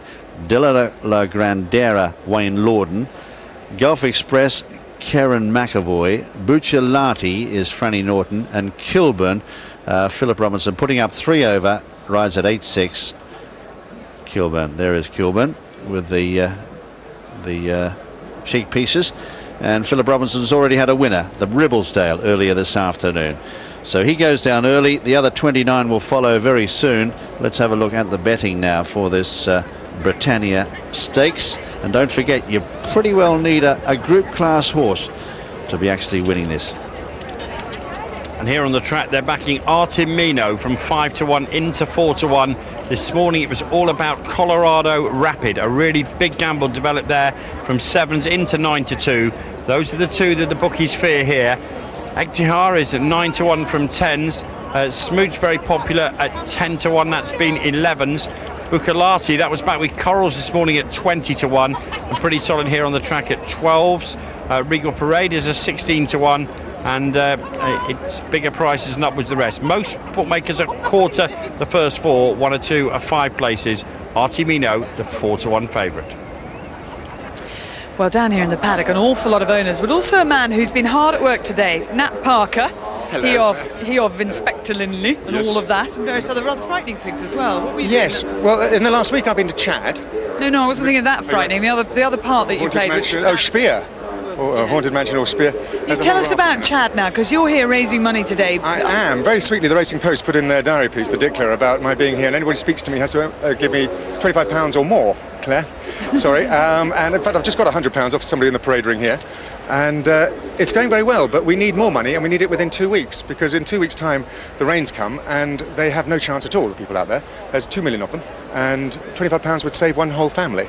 So I'm trying to... And this is because of monsoon conditions? The monsoon conditions and the wind too. What happens first is the wind and the sandstorms take out the hut, and the rains come, and when the rains come the water levels rise and the disease starts. And it's not an appeal where you've got kids with tubes up their noses and distended tummies and flies in their eyes. This is a preventative appeal. It's the first one I can think of that's done that, and that's why I think I'm so passionate about it. I've met these people, and they are not going to have a chance in 2 weeks unless we provide some money. So please, everybody out there, help. DEC's number is 0870 60 60 900. Thank you very much indeed. Nat, thank you for talking to us. And who have you got in the next race? My brother's got a horse called Bucciolati, but Willie and I fancy a 20-1 shot called De La Grandera. Oh yeah, De La Grandera, Watchman's horse. Yes, I quite like Schmook, but okay. Well, that's fair enough. The good thing about this race is you can have all sorts of views and you won't be wrong. But a man who definitely has a chance of winning it is Mark Johnston. He's with Rishi. He's got 4 chances, Claire. He's got Players Please, En Masse, I hope that's the right to pronounce it, or En Masse, En Masse, Regal Parade, and perhaps the most talented of the quartet, Colorado Rapid. Mark, the esteem in which you hold this horse, never hidden it. Probably should have won a couple of starts ago when he was a bit keen in the early stages, but then did the job last time at Pontefract. Yeah, maybe I see him through rose-coloured glasses a little bit, because together with Luke Livingston, I bred him and own half of him. We've always thought very highly of him. We did as a 2-year-old as well. A little blot on the copybook when he ran third at Thirsk. He's still an unknown quantity, really. This is the big test, so we shouldn't get too carried away. People have talked about the fact that you'd considered running in the St James's Palace Stakes, so obviously they're reading into that you think he's better than a handicapper, which is probably what you need to win this race. Absolutely. Yeah, we do think he's better than a handicapper, but only time will tell. He's only had 4 runs and he's beaten in 2 of them, so you have to keep our feet somewhat on the ground, but at the same time, yes, that's what we think of him, and that's the decision we had to make. And of the other 3, Regal Parade, the pick of this? Regal Parade, you can't take away from Anna Mass, who finished in front of him at Haydock, but Regal Parade is another horse that we thought was very, very much on the upgrade, came unstuck at Haydock, but maybe used up a bit too much energy getting across from the high draw that day. Anna Mass has hardly put a foot wrong, didn't run that well at Epsom, but that was in a tough race. And Players Please looked a seriously good horse, but has been getting a bit keener with every race and not settling, so now back at a mile, who knows. Well, good luck with one of the 4. Thank you very much. Thank you. Well, Mark Johnston's had a relatively long trip from Yorkshire, but the couple beside me now have come all the way from Australia. We know we've had an Australian winner and a 3rd and 4th in the King's Stand earlier in the week. Peter and Jennifer McMahon are here to watch their horse Buccellati, who has a pretty big chance. We're hoping so. We've come a long way for it, so we're hoping he's going to do well.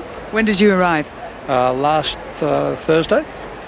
So we've been here a little every week.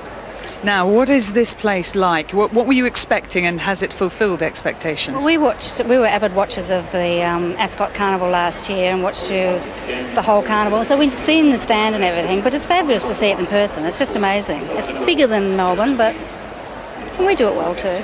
Now, as far as your horse is concerned, he's got to come late, which can lead to frustrations.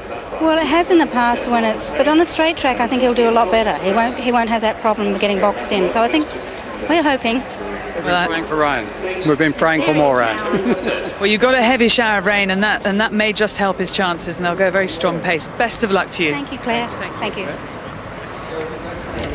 Buccellati with Franny Norton arriving just at the post there. He's going to come from just about the centre store, number 13. Here's Artemino on his way down to the start.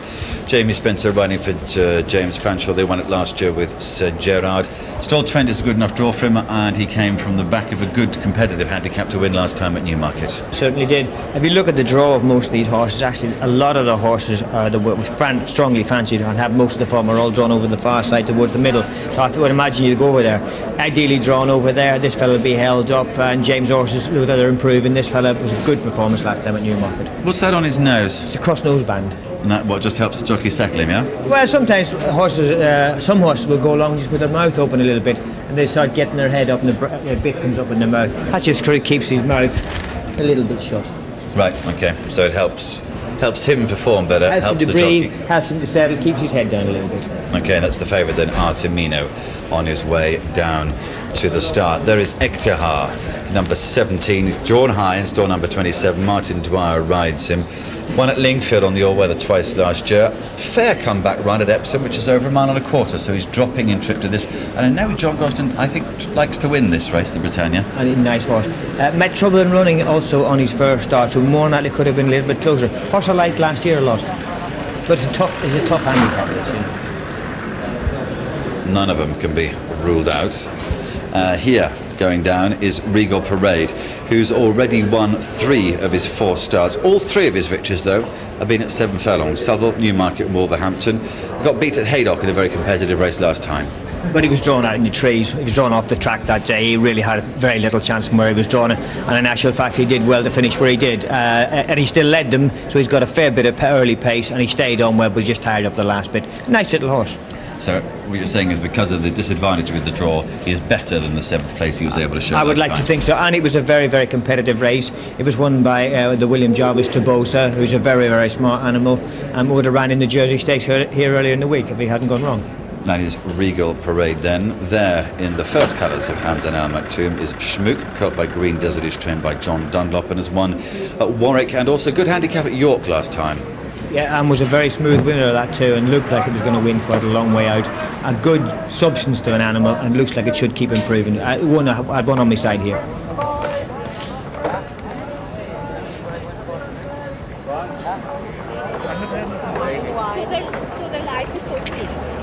4-1 remains the price of Artemino. 9-2 Colorado Rapid that was back this morning.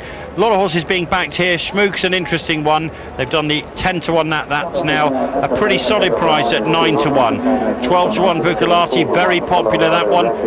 De la Grandera, that's an interesting one from 20s, been clipped into 16s. Quite a few horses being backed here, but the front two are the really for the big money. Artemino and Colorado Rapid. 4-1 and 9-2.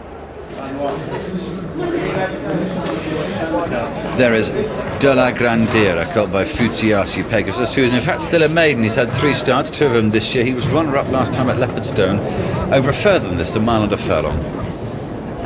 Maidens, it's a very hard answer. A maiden to come and win this, 30 runner handicap, and one of the toughest handicaps of the year. I couldn't see it myself. Good looking horse in the paddock, but if he wins later on, I don't think we're winning this. Okay, it's just a little bit fractious as he goes towards the gates. There with the cross belts is Ryan Moron Ia, who's trained by Sir Michael Stout, Nottingham maiden race winner, then was run in the D Stakes, which is a Derby trial. Tend to suggest that, in the trainer's mind at least, this is possibly better than a handicapper. Well, his handicap mark, he'll have a good chance here. He was a very smooth winner at Nottingham and looked like a horse with a future. Maybe they just didn't stay that day at Chester, and he's quite a big horse. Maybe Chester just didn't suit him, but he's on a good mark here. He's well good enough. Okay, he's going forward. He's drawn really low. Stall number 2.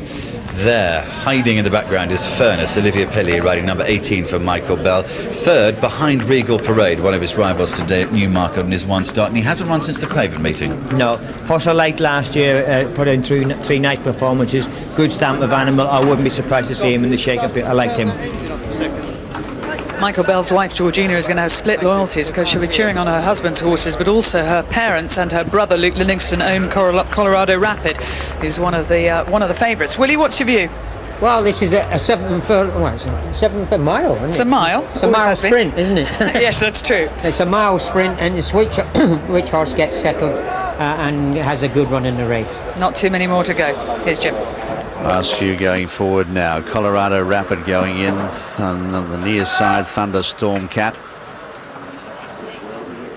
going forward. Tudor Prince, they're ready for the Brittania. Set a mile straight. That's it, they're racing. Norris Sand began okay in the centre. Anamas is also going pretty fast early. Kilburn with the cheek pieces up there as well, and De La Grandera right over on the far side. They're edging over towards that far side, if anything, in the early stages. And Tudor Prince is also not that far away from the leaders. The leaders are Tudor Prince in company with Kilburn and Anamas, and Furness just behind them from Eddie Jock and Slate. Further back in the field, then right in the centre is Canongate, and further back in the field, Colorado Rapid. They're followed on the near side by Norrisan and Billy Vane, not that far away.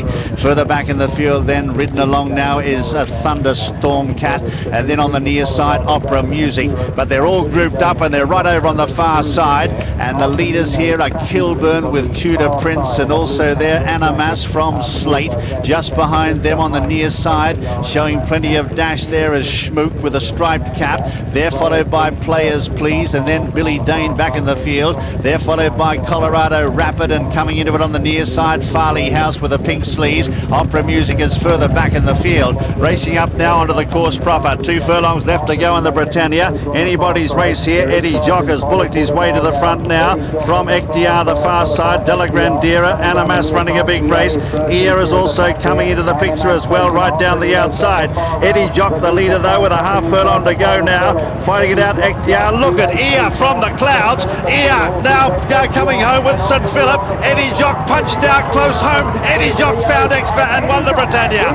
From in second, Ear. Third, then St Philip, followed by Artemino, who made up ground for fourth. Further back, Players Please, on a mass, and then Ektiar. Further back in the field then was Colorado Rapid.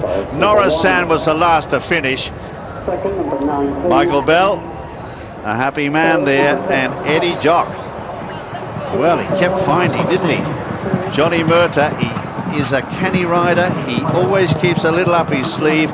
Ear came from the clouds and looked like he was going to swoop and beat them, but Eddie Jock found extra, and Eddie Jock has got there by a neck from Ear on the near side. St Philip in third, Artemino in fourth. And they were followed by Ectia, Animas, and also Players Please, and behind them Furnace. Further back then, it looks like Del Case has run on there from Farley House. Then Colorado Rapid, Della Grandira, Norris. Further back then is Canongate, I think it is. No, I think it's Heroes. Heroes there in the centre. They're followed then by Regal Parade, Gulf Express, then Dubai Twilight, Opera Music. Behind them Del Case, and then Danebury Hill. Then on the near side is Joburg. Buccellati never got into it. Billy Dane is just behind them. A long gap then to Tudor Prince, who was one of the early leaders. Valdan is next, and they were followed by Thunderstorm Cat, Slate. Then further back is Maduro, and they were followed by Kilburn. Then well back was Schmook, and that's Norrisan, who was 30th and last. There's the winner though, number 1, Eddie Jock, ridden by Johnny Murder, trained by Michael Bell for C.A. Gershenson, and a 33-1 winner. A horse who loves Ascot, by the way. 139.93 the time. Distance is a half length and a neck. A half length and a neck. Second, we'll check them, is Ia, trained by Sir Michael Stout for the Niarchos family, ridden by Ryan Moore. Third is number 6, St Philip, trained by Rafe Beckett for R.A. Pegum and ridden by Seb Sanders. And fourth, 16, Artemino, which is trained by James Fanshawe for Cheveley Park Stud, ridden by Jamie Spencer. Let's check the prices. 33-1 Eddie Jock, 16-1 Ia, 33-1 St Philip, and 4-1 favourite Artemino. And the time was 0.27 of a second faster than Racing Post Standard. Eddie Jock though, Johnny Murta. Well, this is one of the best performances of the meeting. It might not be the most high quality race, but Eddie Jock and Ia drawn on different sides of the track. Eddie Jock has carried 9 stone 7 to win this race. Willie said before it's a mile sprint, which is effectively what it is. No horse has carried as much as 9 stone 7 since before the records here that we have from 1975. So this is exceptional. This is a horse that won 3 times as a 2-year-old. He's been third on his 2 starts so far this year as a 3-year-old. This is a brave and gutsy performance coming through the field, finishing really fast. There is St Philip, who's eventually third in the green and white checks. A great run as well from Ia, who was always travelling well in the race, and you were pointing that one out during the running of the race. Yes, well, Michael Bell here, it's his 3rd Royal Ascot winner. His previous 2 coming courtesy of Revenue and Red Evie last year, and he's really shouting on, come on! Fantastic. Luca Kumani behind him, patting him on the back. It's great when you're celebrating, you turn around and you find your rival trainers right behind you. They're not always going to be, well, they're never going to be as excited as you are. But Eddie Jockey, as you say, Claire, that's a very, very good performance, but he was slightly lucky in the sense that he was drawn 29 and the horses all came towards him, where Ia, on the other hand, has run a fantastic race. He is drawn 2 and he's had to cross over basically the whole track to keep with the other horses to race against them, and it's a very, very big run by Ia. But today it's all about Eddie Jock. Mutawakel colt. There's a gelding actually. He's a gelding. He's been gelded, so it's by the Dubai World Cup winner Al Mutawakel. Well, there is Michael Bell. A very proud moment for him. We've heard trainers talking about the pressures of this week of trying to get a winner at Royal Ascot, and he's done it. Eddie Jock is not a horse to be underestimated. He's rated 104, which means that officially he's just short of that listed Group 3 sort of area. But if you look at his form, he's been unfortunate enough to come up against some pretty talented horses.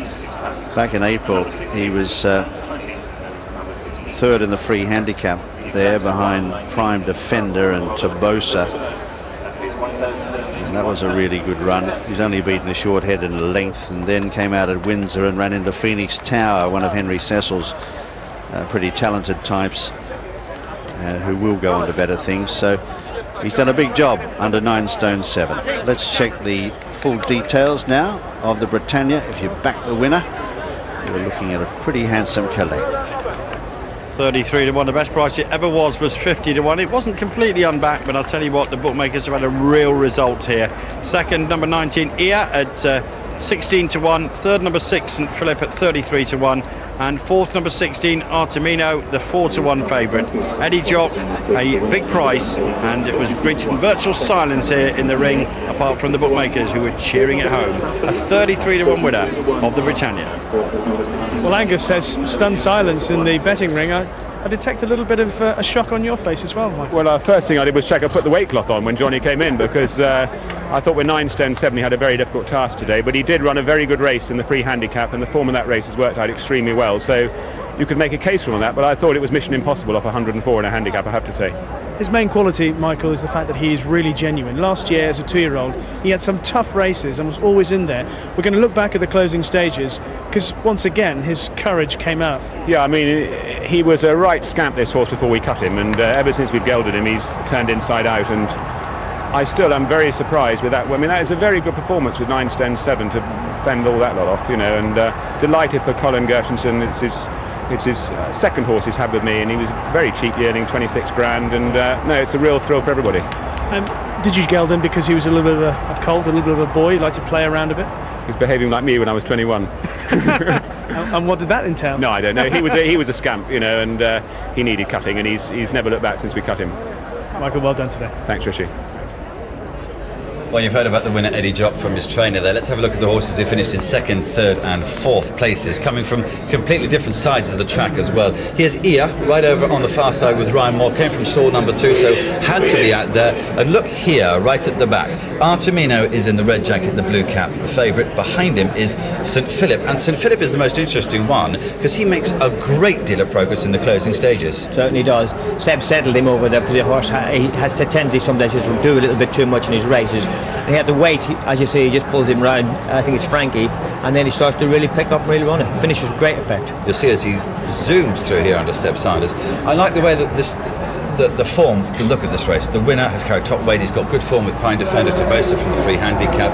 Ear has been tried at group level before. Artemino went off favourite to say good credentials, and St Philip, to be perfectly honest, I was not interested in him today because I did my cash last time on him at Newmarket. Look what he's gone and done today. And John Goslin's horse just run not far behind him either. Most of these horses might be later in the year, more than making a listed group class horse next year at the end of it. So, if like me you have lost money on these before and today, there is a chance that you can get it back in the future. Johnny Murtagh going back into the jockey's room, his second winner of the week after El Tel. And Johnny, an ever popular figure, Frankie Dettori, one of his best mates, and he often stays with Frankie. Not for Ascot, obviously, because Frankie's all the way off in Newmarket. The presentation taking place for the Brittania, and it's being made by Sarah Kennedy, the Radio 2 presenter, and she was talking about Royal Ascot on her programme this morning. She loves her racing. Her partner, Adrian McGlynn, works for Weatherby's, and the trophy being received by Colin and Moira Gershenson, who are the owners of Eddie Jock, and many congratulations to them. Now we are going to show you the latest instalment in Rishi's education. It's very interesting too. I'm enjoying it tremendously. Well, we're getting lots of emails from people who are enjoying it, so we're going to show you. Let's get on with this. This is about problems, horses that have problems going in the starting stalls.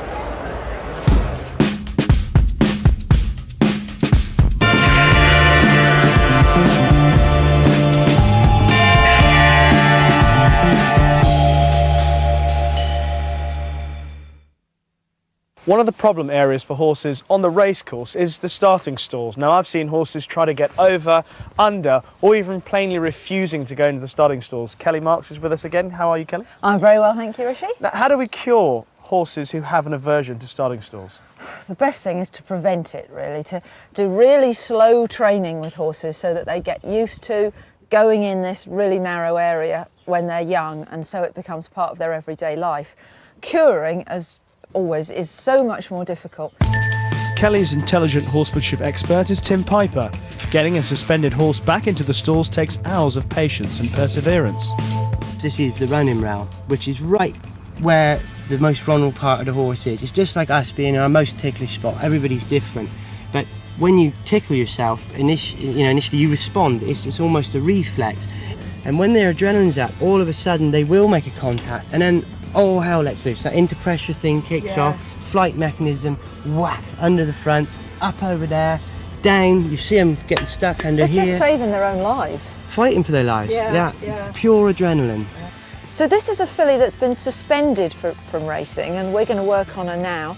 We're just going to take her through these safety mats so that if she gets frightened at all and kicks out or feels like she needs to fall over, she can't hurt herself in any way. Good there girl. We go. Good girl. Here we go, look. Look, look, look. And could you see that there, the interpressure? When she touches, she doesn't come away, she comes down into it. There we go, well done. Good girl. There we go. This is what I want to see, this touching. All the time. And I want to see her doing touching after touching after touching. I want to bore her with it. With the crash stalls, because she's had a bad experience before, she is already more sceptical, her blood pressure is up. So we just have to be on the ball what we're doing. And shut the backs and lock. Tim, how long did it take you before you got to this stage with her? About 3 or 4 days in the mats before I come to these. I might get stuck using these quite a bit before I'm confident enough to really expose them in there, because if you get a panic, you know, in there you really are in hot water very quickly. I do want to see reaction though to a point. You know, I do want her to feel the sides. I want her to know what's going on. It is no good just sneaking in there and thinking, oh, that'll do, and then coming back out. There we go. But I'm always looking to finish on a good note at the moment in these because of her previous experiences. There, see the touching? And she's coped, which is what I want. In fact, it's very pleasing. Almost like we're slowly, slowly getting there. So, out of 10 for today, what would you give her? Nearest damn it 10. She hasn't hurt anybody or herself, and she's smiling still. No, I would. Now, Tallulah Sunrise had to then go and have a stalls test, didn't she? She did. All that training was put to the test. She went to Bath Racecourse in awful weather. She gave a little buck in the kick, Claire, but in the end, all that hard work paid off because Tim Piper went down there with her and he led her in the stalls. He convinced her that there was nothing to be afraid of. She had that Monty Roberts rug on that prevented her being touched on the side of the stalls, which he said is the most sensitive area of the horse. She went in, she passed the stall test, and she will run. She's trained by Mark Usher. She's only 2, so there is a future for her. And you didn't ruin her, which is a relief. No, really good, really good. And we've got one more to come tomorrow. We will. You'll see how I learn how to long rein a horse. Fantastic. I look forward to it. It's what I need for Willie, to need him on a short rein, actually. Anyway, Willie has a friend over here, a friend of mine as well. We talked to Dame Kelly Holmes earlier on. Here's another dame of the athletic world, Tanny Gray-Thompson, though sadly, like Kelly, now retired. I know, it's a month ago, and it's the best decision I've made. It's been absolutely fantastic. I haven't missed it.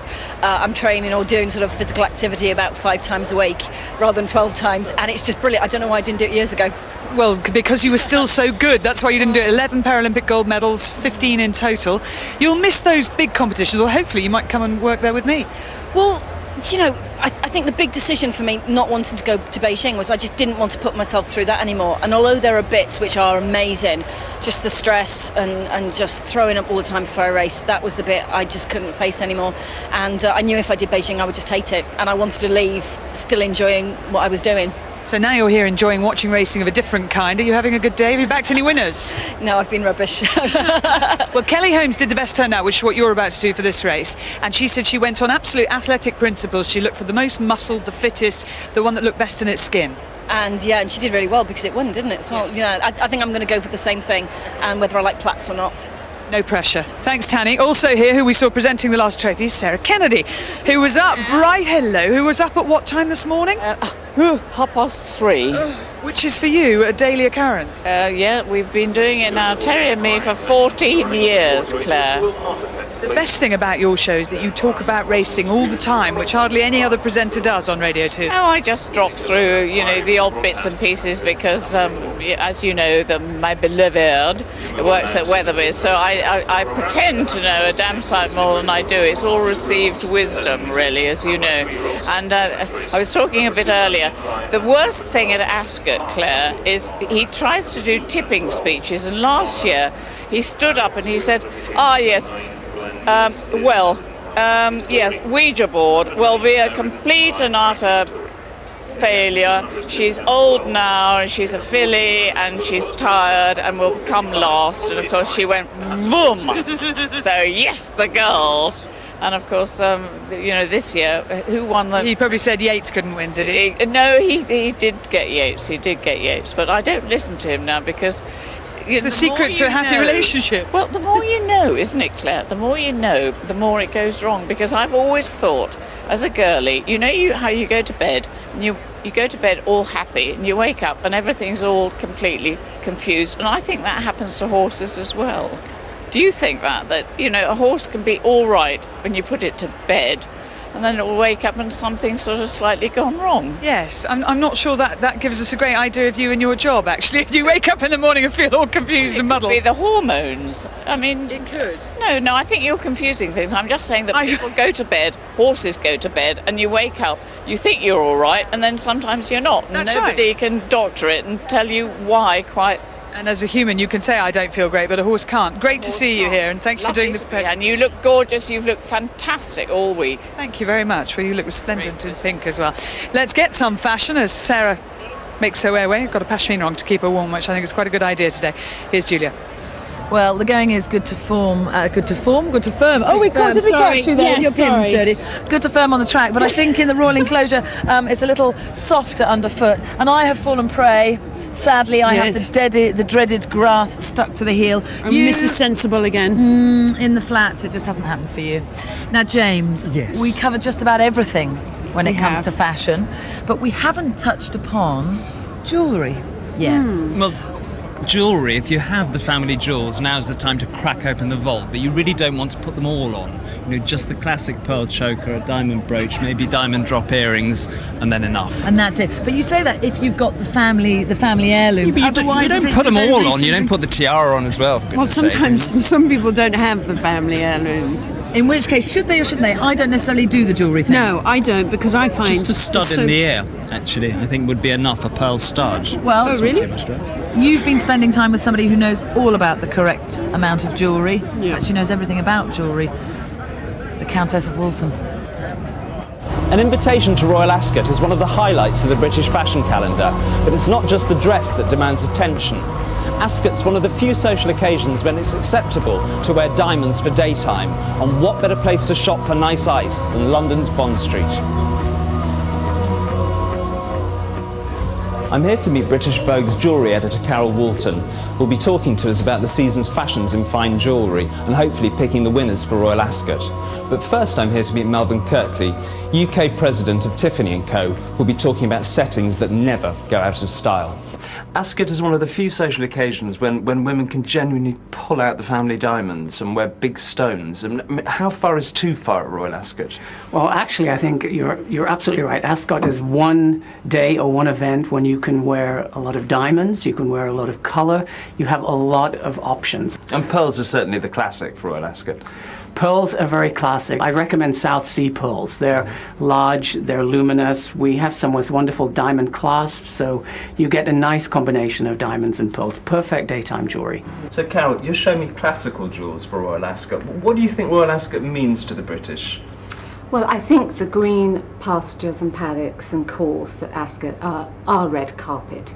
The Americans have the culture of the red carpet, and I think we have Ascot. So it's quite traditional. It's the moment that if you've got heritage, you've got heirloom, you're lucky enough to have it in your safe, you get it out for Ascot. I mean, these are very much antique settings and very beautiful. I mean, this is particularly one of my favourites. I melt when I look at this piece. Yes, you'd have to, I think, have your dress made around this piece, because you'll have to have the neckline, absolutely. at the perfect length, so you don't cover the drop. You want the drop to be absolutely prime place. So Carol, shall we talk about the fashions in fine jewellery for this season? What's really exciting, I think, this season is that the fashion trends from the catwalk and the fine jewellery trends are absolutely in sync this season. There's a big trend for insects, bugs, dragonflies, butterflies, anything that's slightly creepy crawly. There's a certain wit, isn't there, I think, to insect jewellery, insect design. It suits Ascot, you know, you wear the wittiest jewellery, the wittiest hats, you know, and then the classic dress, perfect. Another big story that came off the catwalks was colour, and as you can see here with this Paloma Picasso earrings, it's mixing the colours all on one piece, lots of different colours and as bright as possible. It's the high baroque, isn't it, which is utterly bewitching. And also this big yellow gold aquamarine Paloma Picasso ring is indicative of another trend, which is the right hand ring. A lot of women are buying big stones to wear on their right hand as a statement of their independence, of their financial status as a woman on her own and self-purchasing. You know, you can go from the semi-precious into a lovely big statement diamond if you can. It depends how much you love yourself and how much you earn, but this could never be considered vulgar. No, it's a beautifully elegant cut, 5.2 cushion cut diamond ring, and I think that's what Ascot is all about. It's not about bling, it's about the elegance and refined pieces of jewellery. Quite. Well, Carol, thank you very much, and we'll see you for the opening race, I hope. Look forward to it. Well, it's not the opening race, but Carol does indeed join us. Thank you very much. Carol, do you agree with James? Less is more on an occasion like Royal Ascot? Yes, I do. I think the very, very chic women are wearing pearls and diamonds, actually. I've seen so many pearls in the last couple of days. But as James said, you want to choose one or two pieces very carefully that complement each other. You don't want to wear everything you've got in one go. Don't go over the top. Now we're going to do a little jewellery comparison here. Jodie, if you wouldn't mind showing me your right wrist, please. Oh, thank you very much. Okay, well I've got the big Ibel watch on, and I've got like a little Ralph Lauren thingy and another little thingy. A little stick there. But these kind of stays on my wrist all the time and never comes off. So now, if you could be so kind, Carol, show us your rather glamorous right wrist. Yes. I've got a beautiful baguette cut diamond bracelet on with about 18 strands. So instead of having to sort of stack up lots of bracelets up your wrist, I just wear one. No stacking? No stacking, but stacking's good. I like stacking. Quite like stacking. But I wear this one so I don't have to stack. And it's a very big diamond. Look, there's about 20 carats of diamonds in this. But actually it's very casual, which I like. Please show me your beautiful ring as well. This is a lovely aquamarine, which was set by someone called Andrew Greenmer, who made a lot of jewellery, actually, for Her Majesty the Queen and late Princess Margaret. He was a great sort of innovative jeweller in the 60s and 70s. Let's take a look at some of the other jewellery that's been on display at Ascot here today. And James and Carol, I think you should let us know your verdict, please. Carol, the diamond dress watch, yes or no? Yes. Yes. Definitely. Pearl earrings. The diamonds every time. The pearl chandelier, of course, yes. And also it's quite good to balance a hat, to have a drop earring. Oh, and just the very simple pearls, black and cream, perfect. Yes, beautiful. Oh, and beautiful, lovely diamond. diamond Can't brooch. go wrong. Can't go wrong with that. And the pearl choker. A lot of pearl chokers I've been seeing. It's almost all reminiscent of Princess Diana. Lots with the of gem set clasp, yes. very high, tight pearl chokers. This looks like Bulgari. So back to tradition at Royal Ascot, which is lovely to see. Yes, completely. I mean, imagine the jewellery here is so different to any other event that you'd see in the summer. Indeed, sorry. I wasn't microphoning you then. Just in case everybody at home is a little blinged by all the jewellery here at Ascot. Except for mine, of course. Except for Jodie. And mine. We're going off to try and grab some of those diamonds that we saw. Willie and I now having a look at the paddock at these runners for the Hampton Court Stakes, our last live race. And just a slight worry, let's just show you this, turn around. This number 4 here is trained by Pat Eddery, actually. He's just giving Mick Cannan a leg up. He's called Ascalon, and we just think he's starting to worry a bit. You can see his stomach is tightening up. He's just starting to sweat up a little bit. And Willie was saying it's nerves, you know, the horses can get very affected by it. Martin Dwyer is just shouting abuse at Willie and saying, Did you know what you said? Yeah, I heard him. Go on, say it. Did I fall off a wedding cake? It's quite funny, actually. This is a lovely looking horse. Frankie Dettori takes over the ride from Karen McAvoy because Godolphin's first string doesn't run. Rallying Cry, non-runner in this. So Frankie's on board Glenn Nevis, who's a lovely looking animal. And actually, the other one... Hey, Claire, don't I have a look at this horse? Now, come on, look at this horse. You bred this, didn't you? Yes. Sorry. Have a look at this horse. Yes. Al Shamali, third in the Dante, 5 lengths behind our Derby winner. Got a chance today. All right, well, that's the word from the breeder. You just look behind us here. Henry Cecil, who we last saw winning the Derby with Light Shift, is about to give Richard Hughes a leg up onto Tranquil Tiger. Sorry, did I say the Derby? Yes. Sorry, I meant the Oaks, that's what I meant. Henry Cecil looking extremely dapper as always. Has had more Royal Ascot winners than any other current trainer. 72, I think. 72, I think. Henry? You're going to have a word? You never do before races. You never do before races? Oh, there we go. I know. All right, then, we'll let you go then. Good luck. And coming past us now, this is Kid Mambo, isn't it? Oh no, that's Habawatan. Kid Mambo, I think, looks very well, who I think has actually gone out onto the course. He's all in blue. And he ran extremely well in the Derby. Do you remember, Willie? He was out in front, finished 7th in the end. Yes, he's ran a very good race. But the only thing about that is very good form. He's the best horse in the race. But the record of horses coming here after running in the Derby is not good. It is not a good thing. Although he looks very cool and calm.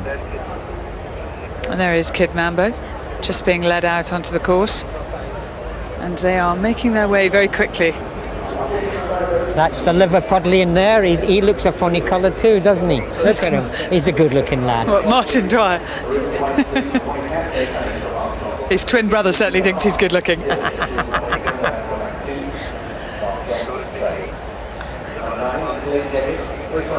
Oh, and let's go to Jim now for the runners and riders.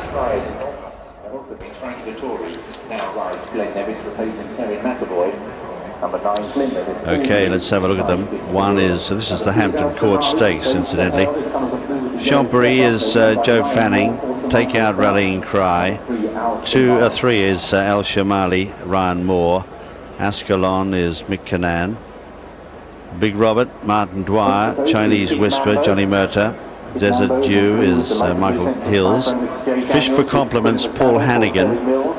Glenn Nevis, Frankie Dettori now. He takes over from Karen McAvoy now that Rallying Cry is out. Habawatan is Jimmy Fortune.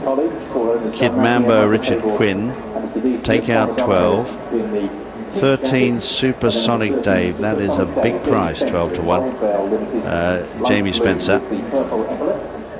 Down to 14, which is Tranquil Tiger, Richard Hughes. Trinity College is Colm O'Donoghue in the pink colours, the second set of the Magna colours. And 16 is Zaham, the mount of Richard Hills. So we've got 2 non-runners, 2 and 12 are out, 14 to go in this Hampton Court Stakes over 1 1/4. They're on their way to post. Let's have a look now at the betting with Angus. Well, Zaham is the favourite here and pretty solid at 7 to 2, with Kid Mambo easy to back here on the track out to 11 to 2, having opened at 9 to 2. Desert Dew is quite popular, 8 to 1, and also Al Shamali has been banked in from 7 to 1 to 13 to 2. There's an each-way move for number 15, Trinity College, from 16s into 12 to 1, but it's Mark Johnson Zaham who's the 7 to 2 favourite here, having touched 4 to 1 and been pretty well supported.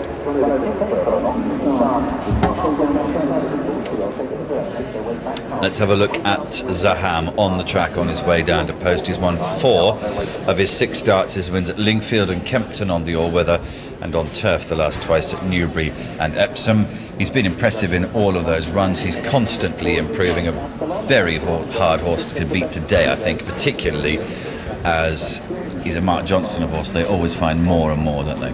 Certainly do. He's a very likeable horse. First time I seen him win at Kempton, he instantly took you out. You think this is going to be a typical Mark Johnson progressive horse during the year. Duly sluiced up at Newbury and then went to Epsom and did the same thing. But had to work a little bit harder at Epsom because he just didn't handle the track his best. But nice horse, very nice horse. Richard Hill's on board him. And let's have a look at Kid Mambo, who's the first horse to come out having run in the Derby, where he was 7th eventually. He set most of the gallop in the Derby and quickened away into the home straight. I was most taken by it. Okay, he was only in 7th place, but in the context of today's race, I was very taken by this horse. Nice horse. I mean, he led the Derby, and Merry Dance led them all a very, very good gallop. And when you turned and you think, well, this fella's going to run into a place, but maybe the trip was just beyond him, I think. But he has got a very, very solid chance here. And he has 2 furlongs less to run this afternoon, and if he wants to adopt front-running tactics, he's drawn only 1 away from the rails, so he's got a good place to start from. Now let's have a look at Desert Dew. He's in the background of the white sleeves, white cap, second colours of Sheikh Mohammed. Michael Hills rides him for his father Barry. He was runner-up in the D Stakes last time out, which is over this trip. Before that he'd won the Isha Cup and was quite well punted to do so when he won that. It certainly was, and he had actually had the Mark Johnson horse at hand behind him that day. Zahan didn't really have the best of runs because they went very quick, and maybe they just went too quick for their own good. But he was a very smooth winner. I didn't think he handled the track very well at Chester, so he could actually improve a lot here too. And of course the horse Ia, who's runner-up in our previous race, had been behind him in that D Stakes. Here's Al Shamali, is ridden by Ryan Moore, 3rd in the Dante, of course, where the Derby winner authorised had beaten him, and before that 13th in the 2000 Guinness. So he's basically run in better races, although been beaten in them, but better races than he has to run in today. He has, and but he's 3rd in the Dandy. That gives him a good squeak here. We're coming down about 3 classes. He's well in now with the ratings, and I think he's got a very good chance. Comes from store number 2. Is there much of an advantage here in draw? I know they've got a mile and a quarter to go, but they have quite quickly come to a turn here, don't they? You want to be middle to near the stands, near to the inside rail. If you're on the outside, you've got to go round the whole field or drop in. Here's one who's got a fair draw there in 14, which is Tranquil Tiger. Richard Hughes rides him. Had 2 runs this season. He was a winner of a maiden race at Newmarket last time. He's obviously highly thought of, and his trainer would know that the horse has the ability, but it is a fair step up in class for this horse. I would say it's a big step up in class. Very likeable horse in the Paddock, big strapping animal, but I think he's got it on here. He's a 10-to-1 chance, and ridden by Richard Hughes. There is Chinese Whisper, number 6. He was last but 1 in the French Derby last time out. The time before that, though, he'd been only beaten 2.5 lengths by Lawman, who won the French Derby. That would give him a squeak in this. Very good chance. As I say, you're coming down 2 classes again and dropping. Oh no, it's the same trip. But I mean, yeah, that would give him a good squeak here. Good squeak. He has to come over or overcome a pretty poor outing last time out. Well, there's quite a few horses being backed here, but the favourite's pretty solid. Zaham at 7-2, Al Shamali 13-2, 3rd best. Kid Mambo touched 11-2 and is coming now back to 5-1. Trinity College is the interesting one for the moves from 16s into 12s. Really good support for that one. And Chinese Whisper also, the 12s was quickly taken that, and he's now 11-1. But at the top of the market, it's Zaham at 7-2 who heads the field.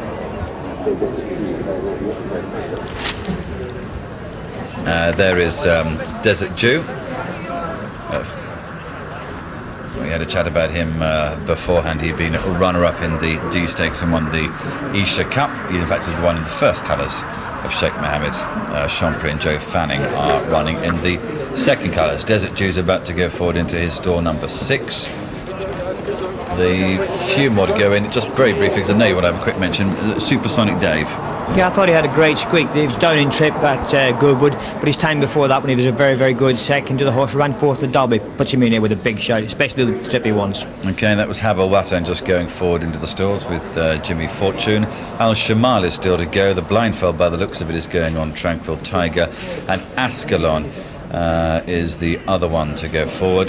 That is Al Shamali going into 2. So the final 2 to go. Here's Jim. There is Supersonic Dave's jockey, Jamie Spencer. I think he's got a great chance here as well. 7-2 favourite Zaham.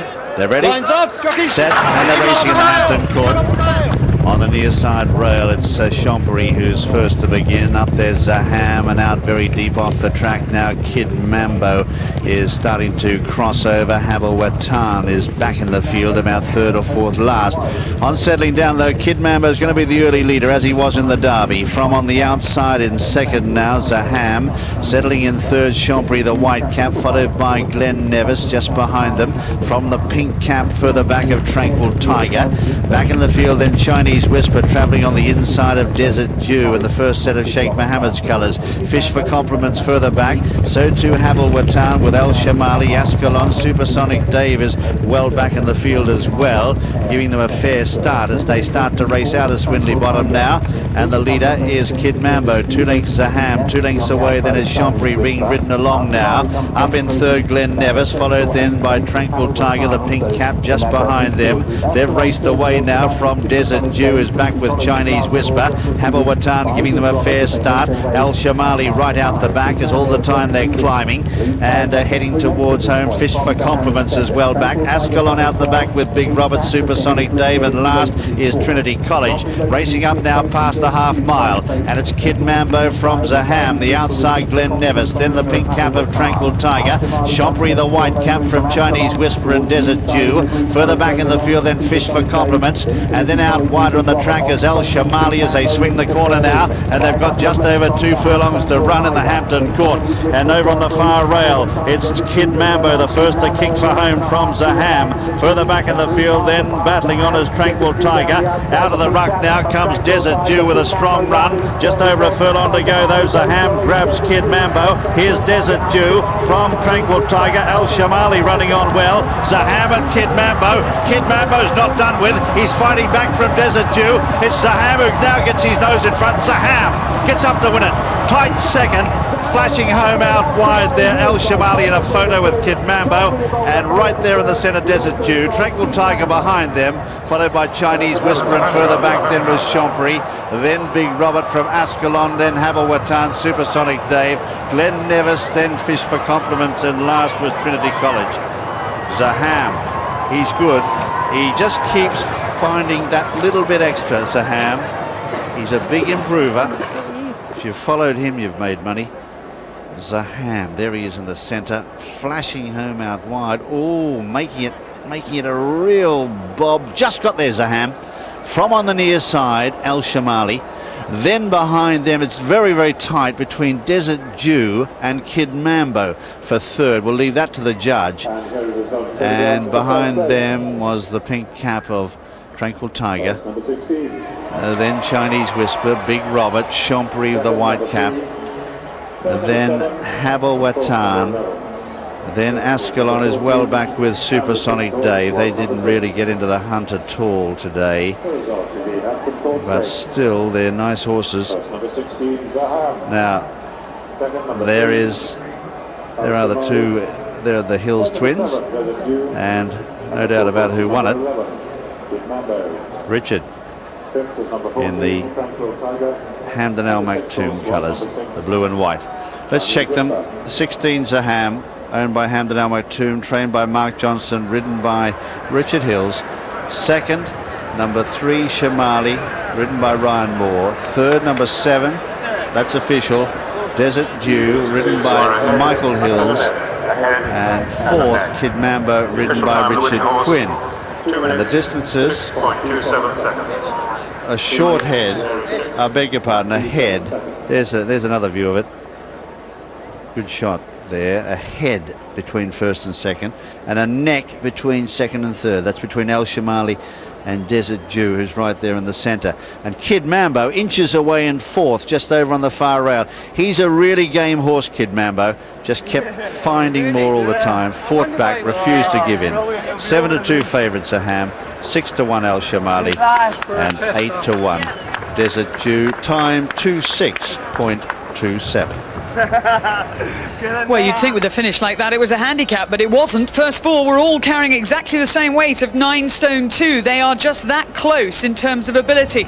Zaham was never too far off the pace set by Kid Mambo, who's run a big race again. The biggest finisher was Al Shamali, and Willie Carson was screaming his head off because it's the horse that he bred. Ryan Moore coming through with a wet south. Big run from Desert Dew with his tongue lolling out there. He looked like he might win it under Michael Hills, but in the end it's Michael's twin brother Richard who's held on, and your horse, Willie, just denied. Yes, Zaham is the horse in the day, the Silver Hawk.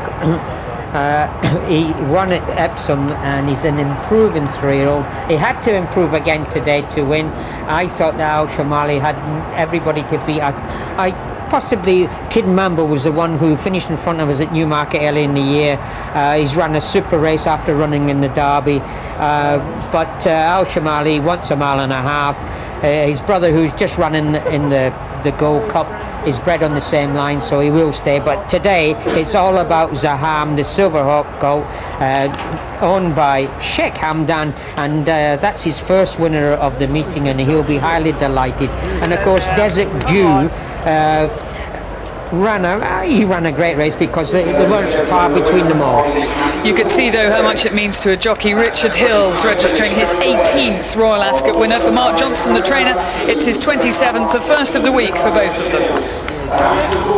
Here we are with the winning trainer, Mark Johnson. I was just saying, we talked about this before, after he won at Epsom. Yeah, this was always the target, after Epsom. We thought that he wanted to step up into pattern class. Listed race now, hopefully better things to come. It was a tough race, close. What about his attitude? Yeah, fantastic attitude. We've always known that. Mark, well done. And a well-backed favourite here, the 7-2 favourite Zaham gets the money by a narrow margin from Al Shamali, was flying at 6-1, finished second, and Desert Dew finished third at 8-1. Zaham the winner, the 7-2 favourite. Now, followers of times, that time 26.27 was 0.57 I should say, of a second slower than standard. 0.57 of a second slower than standard. So there he is, got a lovely head, hasn't he? Zaham is by Silverhawk, and he's run a really nice race today. Mike Timms. And we started the day by saying what it was that made Gold Cup Day, or indeed Ladies' Day, special. Well, for these people, it's winning the big races that makes it special. You'll see faces of absolute delight. Winker Watson took the first. Yeats, though, won the big one, the Gold Cup. Not by 4 lengths as he did last year. He won it narrowly this time from Jordyland, but he becomes the 10th back-to-back winner in recent years. Jimmy Fortune had yet another winner, 5th of the meeting on board Winker Watson in our opening Norfolk Stakes. And Philip Robinson was all smiles after a smooth success for Silkwood, the filly trained by Michael Jarvis, who got a winning kiss from his wife Gay. And Eddie Jock carried top weight of 9 stone 7 to win the Brittania for Michael Bell, who even got a slap on the back from his fellow trainer Luca Kumani. Did you just slip off your box? I just stood back a little bit too far and nearly went. Good, well, lucky you're still with us. Let's get a wrap-up of Ladies' Day from the fashion team. Indeed, it is a wrap-up. We finally got the sunshine, which we were all waiting for, and we've seen the great and the good today. It is a roundup of Ladies' Day here at Royal Ascot 2007. Oh, look, it's the Yeti. I think she's just shot this coach. And you might have gathered we're starting with some of James's least favourites. Yeah. Oh, but no, it's this a knockout. divine. What a beautiful neckline, beautiful lady, delighted. This one you weren't so sure about earlier on. Well, it's an evening dress, for goodness sake. It's a very short evening dress. There's not much of it, precisely. Oh, and this is lovely, statuesque, English roses. Perfect poise. Sometimes you surprise me, James, with what you like. I'm expecting you to give it a good mauling, and you love it. I adored it. Overall, very quickly, Ladies' Day this year, 2007, has it been a smash success or a thumbs down? No, a very high standard. I think it's been fantastic. Very high standard. Jodie, we say goodbye to you. Thanks so much for being our special fashion and equestrian guest for the last 2 days. Have a lovely day off tomorrow. Thank you, I shall. More fashion tomorrow. It's not Ladies' Day, but we'll still be looking at the beautiful gowns. We will indeed, and in fact, as far as the horses are concerned, it is Ladies' Day, because the feature race tomorrow at 3:45 is the Coronation, and that features a rematch between Finscale Bayo, who won the Guineas at Newmarket, was narrowly edged out by Dargina in the French version, followed up and won the Irish 1,000 Guineas. She and Dargina do battle again. Dargina will be ridden by Christophe Simeon. Kevin Manning will be on Finscale Bayo. That is in the Coronation Stakes at 3:45. We'll also, at 3:05, see Lucano, who was fourth in the Derby. See whether he can win the Ascot Derby, the King Edward VII Stakes. And I should think after Kid Mambo running so well today, that will have boosted even more the chances of Lucano. Those are the 5 live races that we will have for you. Coverage starting at 1:40 on BBC One, then we'll be switching to BBC Two in time for plenty of build-up for the coronation. But Willie, what would you say was your highlight today? Al Shamali. Nearly winning there. He didn't have finished fast. Thinking without your pocket, right? Yates. And the class act in the long distance race, Ladies' Days race, is the biggest race of the whole meeting, really. Absolutely. He was a stunning winner of the Gold Cup, but it's also been about girls today. Girls on film. See you tomorrow at 1:40. Bye-bye.